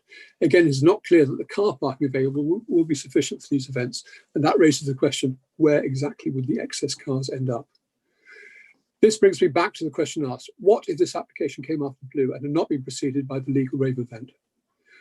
I think that because of the excellent experience and the employment opportunities afforded by the existing Woodland Weddings business, many people would not have been too concerned, as it is not likely that this applicant would have volunteered his involvement in outdoor music events. However, the traffic issue cannot be brushed under the carpet. And with the high level of accidents, the action taken by the parish council to reduce speeds and the advice of highways and applications fronting on this road should not be ignored. There is the other safety issue regarding fire. I understand that the fire service did not respond to the as a consultee. It remains a fact there is no fire hydrant on the site and very cramped access. The venue itself is beyond that car parking area, which again militates against the safety of this site. That said, there is a principle of event. I think that we encourage a light touch on applications, and a wedding business would clearly be considered favourably. I think this is just the wrong site for a wedding-related event, and I would like other sites to be considered. This borough is highly supportive of rural businesses, but they have to be in the right place, and they have to take into account safety and neighbourhood issues. I would agree that were this application to be accepted, noise control measures would need to be rigorously enforced and conditioned. Thank you very much. Thank you, Councillor Rives. Can I just make a clarified point? Councillor Rives, some of the points that you are speaking on today to me feel like these are your words. Mrs. Randall is not present at this meeting, so I'm not sure how Mrs. Randall can comment on Mr. Janus's replies that have been brought into this hearing today. And also some of the questions you're asking and points you are raising in this hearing, and Mrs. Randall is not present. So not entirely true. Mrs. Randall has been listening to this online, and I did take the liberty of speaking to her in the gap we were afforded by our lunch. So I did write this down and I did read it through with her, and she seemed quite happy with it. So I am confident that I'm reflecting her points as they've been raised by the discussion which we've all been having this morning. Thank you. Marie, do you have any questions for Councillor Rives? No, thank you. Mr. Janus, do you have any questions? No questions from me. Thank you. Councillor Bambridge, do you have any questions? Thank Councillor Rust? I just would like clarification.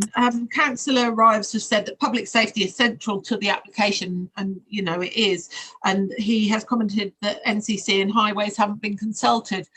Do they have to be consulted, or is the expectation that they would? No, absolutely the case. They're not statutory consultees to a licensing process, but they are relevant persons. And certainly this local community has a lot of knowledge of the situation on the A134. And therefore I feel we are entitled to reflect their views as they've expressed those views in the case of other planning applications in the area, including the one for the Woodlands wedding venue.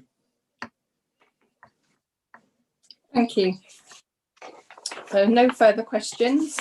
So I will now we will now sum up. So what I will do is I will invite the licensing officer to sum up the case and all the interested parties and also the applicant. And I will remind them that no new evidence when summing up can be introduced. This is just a small summary of your case being put forward to us. So I'll invite the licensing officer to speak first. Thank you, Marie. Thank you, Chair. So what you're looking at today and what you're considering is an application for the grant of a new premises licence, not a temporary event notice or anything that has gone past with any temporary event notice on the site or by the applicant. The application is for 12 events per year, weddings or similar only, Fridays and Saturdays only, 11 AM to 11 PM.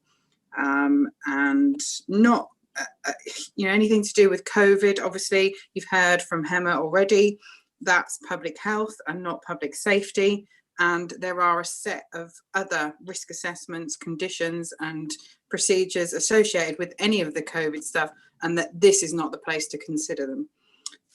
Your main focus as members deciding what to do with all this are the licensing objectives: the prevention of crime disorder, public safety, prevention of public nuisance, and the protection of children from harm. Please consider everything that you've seen and heard today. Obviously, the applicant and all the changes therein to conditions and what's been offered and what's been applied for. The representations from the objectors. You have got a report from a traffic management officer. I know there's been a lot of mention about highways and Northwold County Council. They're not a statutory consultee, and they haven't been consulted, but there has been a traffic management officer assess the application and that road and the situation on entering and leaving that road, and that's included within your report. There's also the petitions, etc., which were received after the end of consultation period, but they're there, and you need to look at them, consider them, and if they're relevant, then you pay appropriate weight to them when making your decision. Please have a look through the documentation within the report in terms of our licensing policy and the section 182 guidance.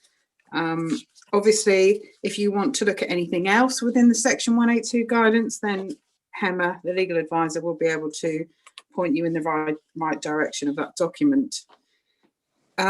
So in determining your application, I'll say this again. You can grant the application under the terms and conditions applied. You can grant the application with conditions that you consider appropriate for the promotion of the licensing objectives, or you can reject all or part of the application. And you're reminded as a subcommittee that you need to provide full reasons for any decision you come to, because there is a right of appeal by the applicant or any other party involved against any decision you make to the Magistrates' Court. That concludes my summary. Thank you, Chair. Thank you. Becky, can I ask you to do a roll call for the interested parties now to do their summing up, please? As I say, no new evidence must be introduced. Thank you. Thank you, Chair. First will be Mr. Anderson.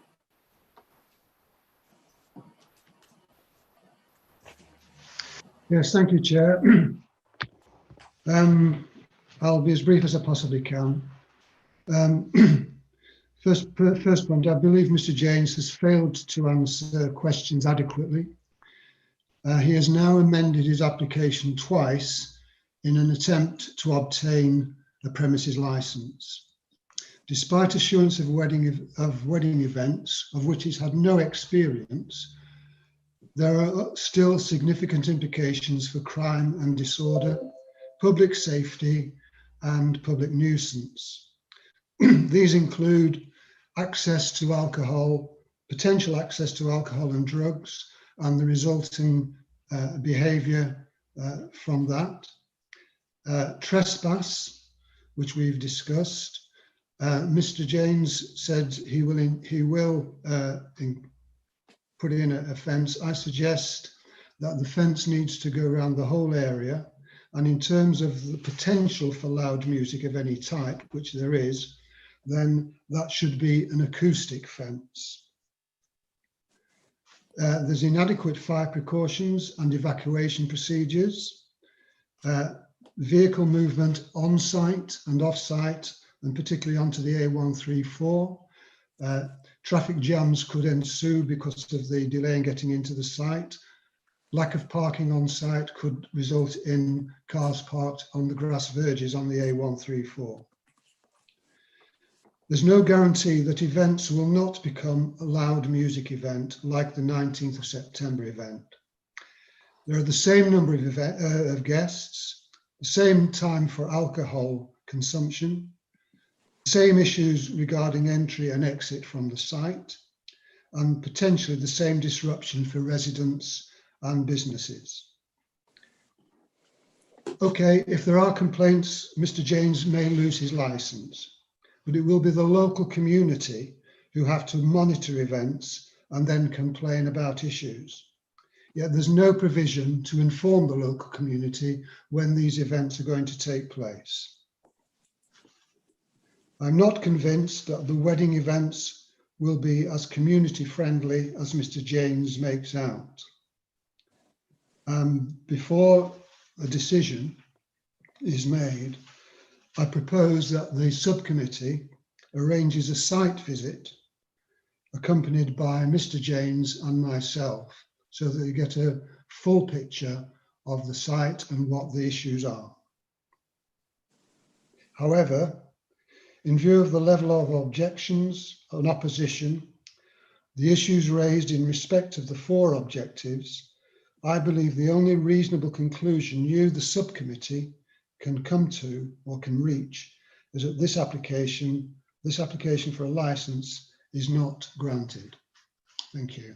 Thank you, Mr. Anderson. I'll just clarify a point on the site visit. I appreciate it would have been nice to have visited the site to have a look, but due to COVID, we are not allowed to do site visits. We don't in planning at the moment, because if we do attend a site visit, the whole 56 people who have objected would have to be there as well. So due to COVID, we cannot allow a site visit to happen, because everybody who's an interested party would be invited to come along. So we can't do that at the moment, but I do appreciate a site visit would have been nice. Thank you. Okay, thanks for that. Okay, next it's Mr. and Mrs. Willis. I've got nothing further to add, thank you. Okay, thank you. So next it's Mr. McMillan.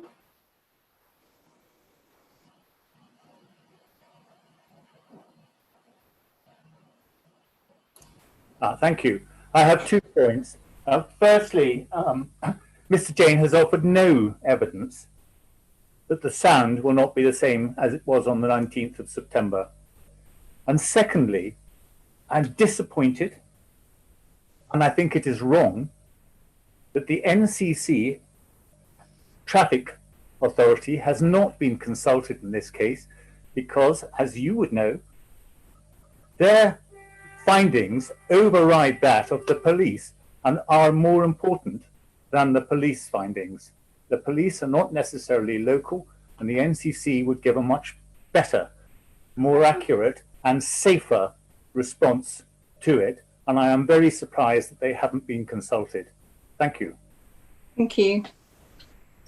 Next it's Mr. Parkin.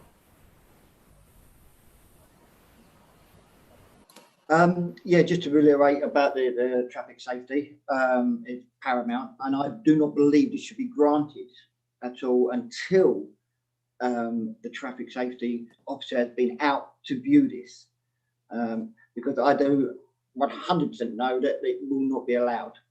I've worked on the roads on worked on traffic management for 15 years. This road is not suitable for events like this. That's all I've got to say. Okay, thank you very much. Thank you. Next we have Mr. and Mrs. Plumridge. So some would say the proof is in the pudding. The proof in the pudding will be in the eating. But unfortunately, on this occasion, the proof, the pudding, the eating would be to the cost and detriment, the nuisance, safety and disturbance to all the direct residents with their homes in direct view of this site, who have chosen to move out to the countryside for peace, privacy and tranquility. For us, of course, right next door to this, and as our home and a licensed wedding venue, it would mean that every month between April and September, we are at tremendous risk of having our home life and business with serious disturbance, noise and trespassing opportunities. Concerns for our young children and their friends playing in our woods, our holiday cottage that we rent out, our livestock, horses, pets, and obviously our home life. It would be 2 weekends per month between April and September. As a wedding venue owner, this is the 50-50 roulette wheel for our couples that would be in play, with wedding ceremonies clashing with next door events of much louder, larger and more intrusive nature than we would ever have here. Weddings are in their very nature as one of life's milestones, a significant event in one's life. And as wedding venue owners, we do everything possible to ensure the couple's hopes and dreams for their weddings are met.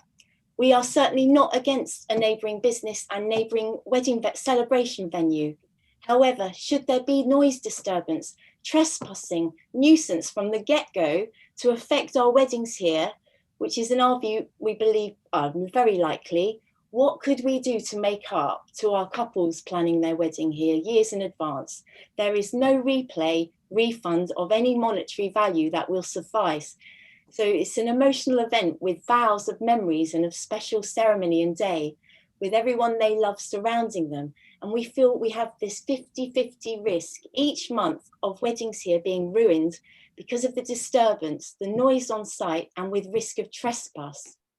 We believe the application site is not suitable for events. It is not tree-lined, has no indoors, has no soundproofing, has no possibility of any safety in place onto that main road. But actually our planning application has a condition for safety to avoid our venue leading guests onto the A134. The local parish here, as we've said, as well as other highway objections, were strong and firm in their condition to us that we have a turn left policy at our gate to ensure safety. And indeed, we have that right of way onto Dove Barn Farm gate onto the A134, which we consider dangerous to use and hardly use. The applicant has at the last minute offered up the application license to a wedding type events, such as renewal of vows, blessings, but we feel this is mixed messages and sudden changes. It would be quite difficult to ascertain whether these events are actually what they say they are, at least not ticket events and private parties under contract, I assume. The actual choice of land of licensing application for this wedding venue seems to be one not of choice, consideration and research, the applicant visiting and looking at other potential lands in the area. In fact, their choice of venue is entirely by default to be convenient due to the land being owned by a relative. And this in itself isn't the best of reasons to decide upon a wedding venue location, more like a square peg round hole, really, in my opinion. And we believe that there would be suitable and more appropriate locations than this that are available for the success of their business. The licensing application would have a permanent change on the nature of this area and of course the experience for direct neighbours and our business. Unfortunately, a wedding venue is very much reliant on reputation. It would only take 1 or 2 ruined weddings here due to noise and interruptions, disturbances and nuisance to devastate our business. It would be difficult to sustain future wedding bookings and reputations.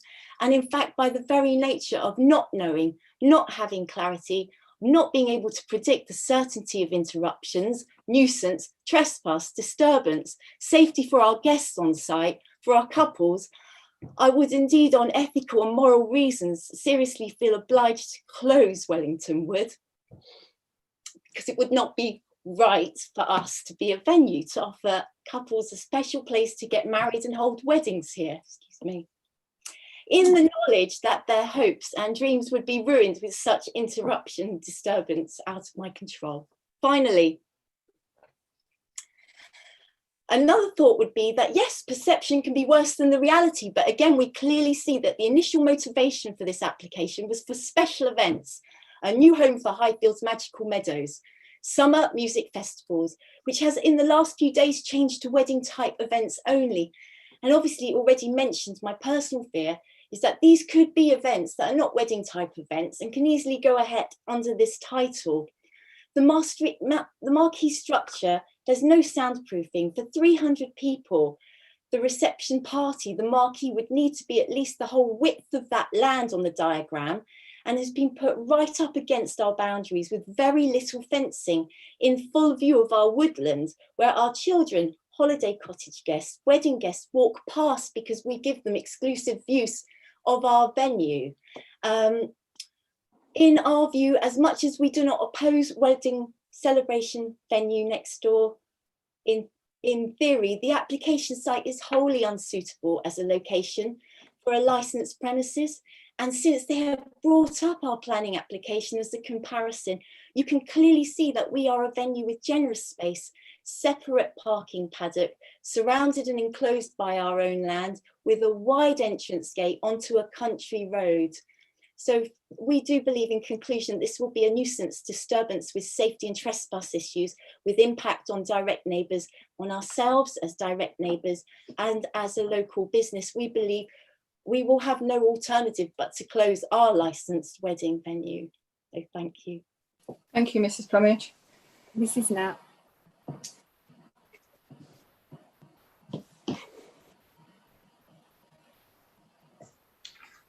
Yes, hello.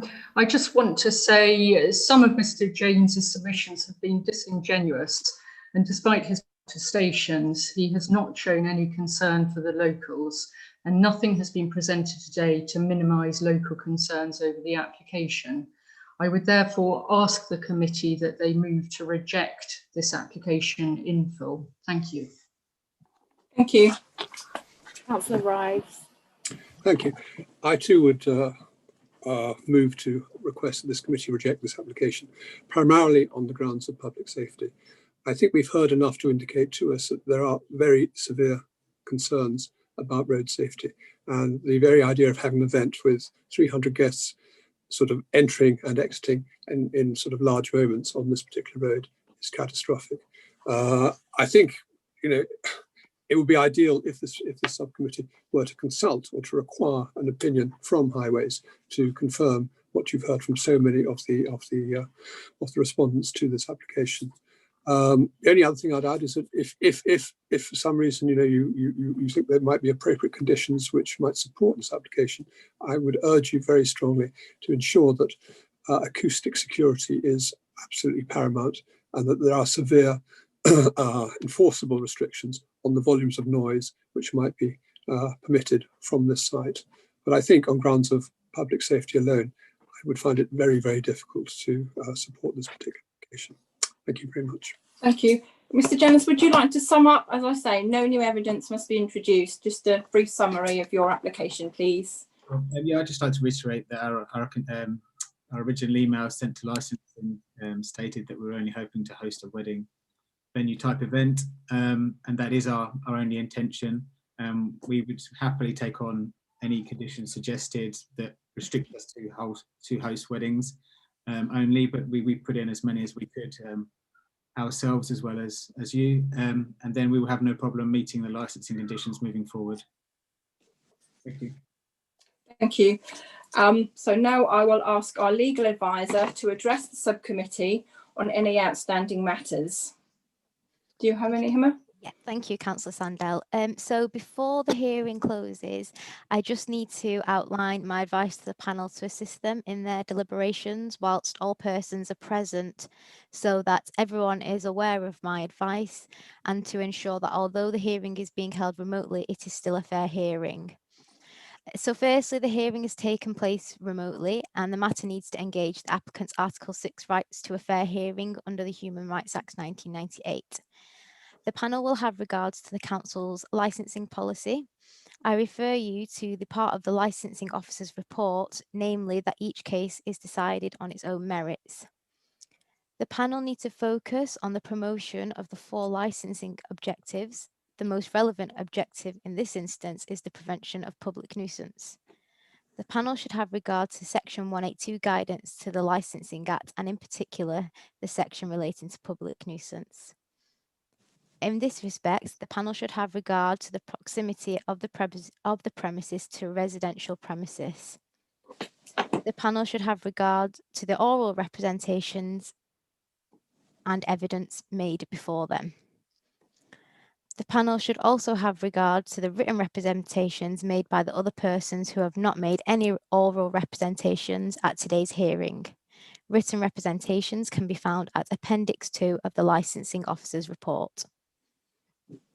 In relation to the representations that have been made, both written and oral, the panel should only consider relevant representations that assist with the promotion of the 4 licensing objectives. Furthermore, representations which are vexatious or frivolous should be disregarded by the panel.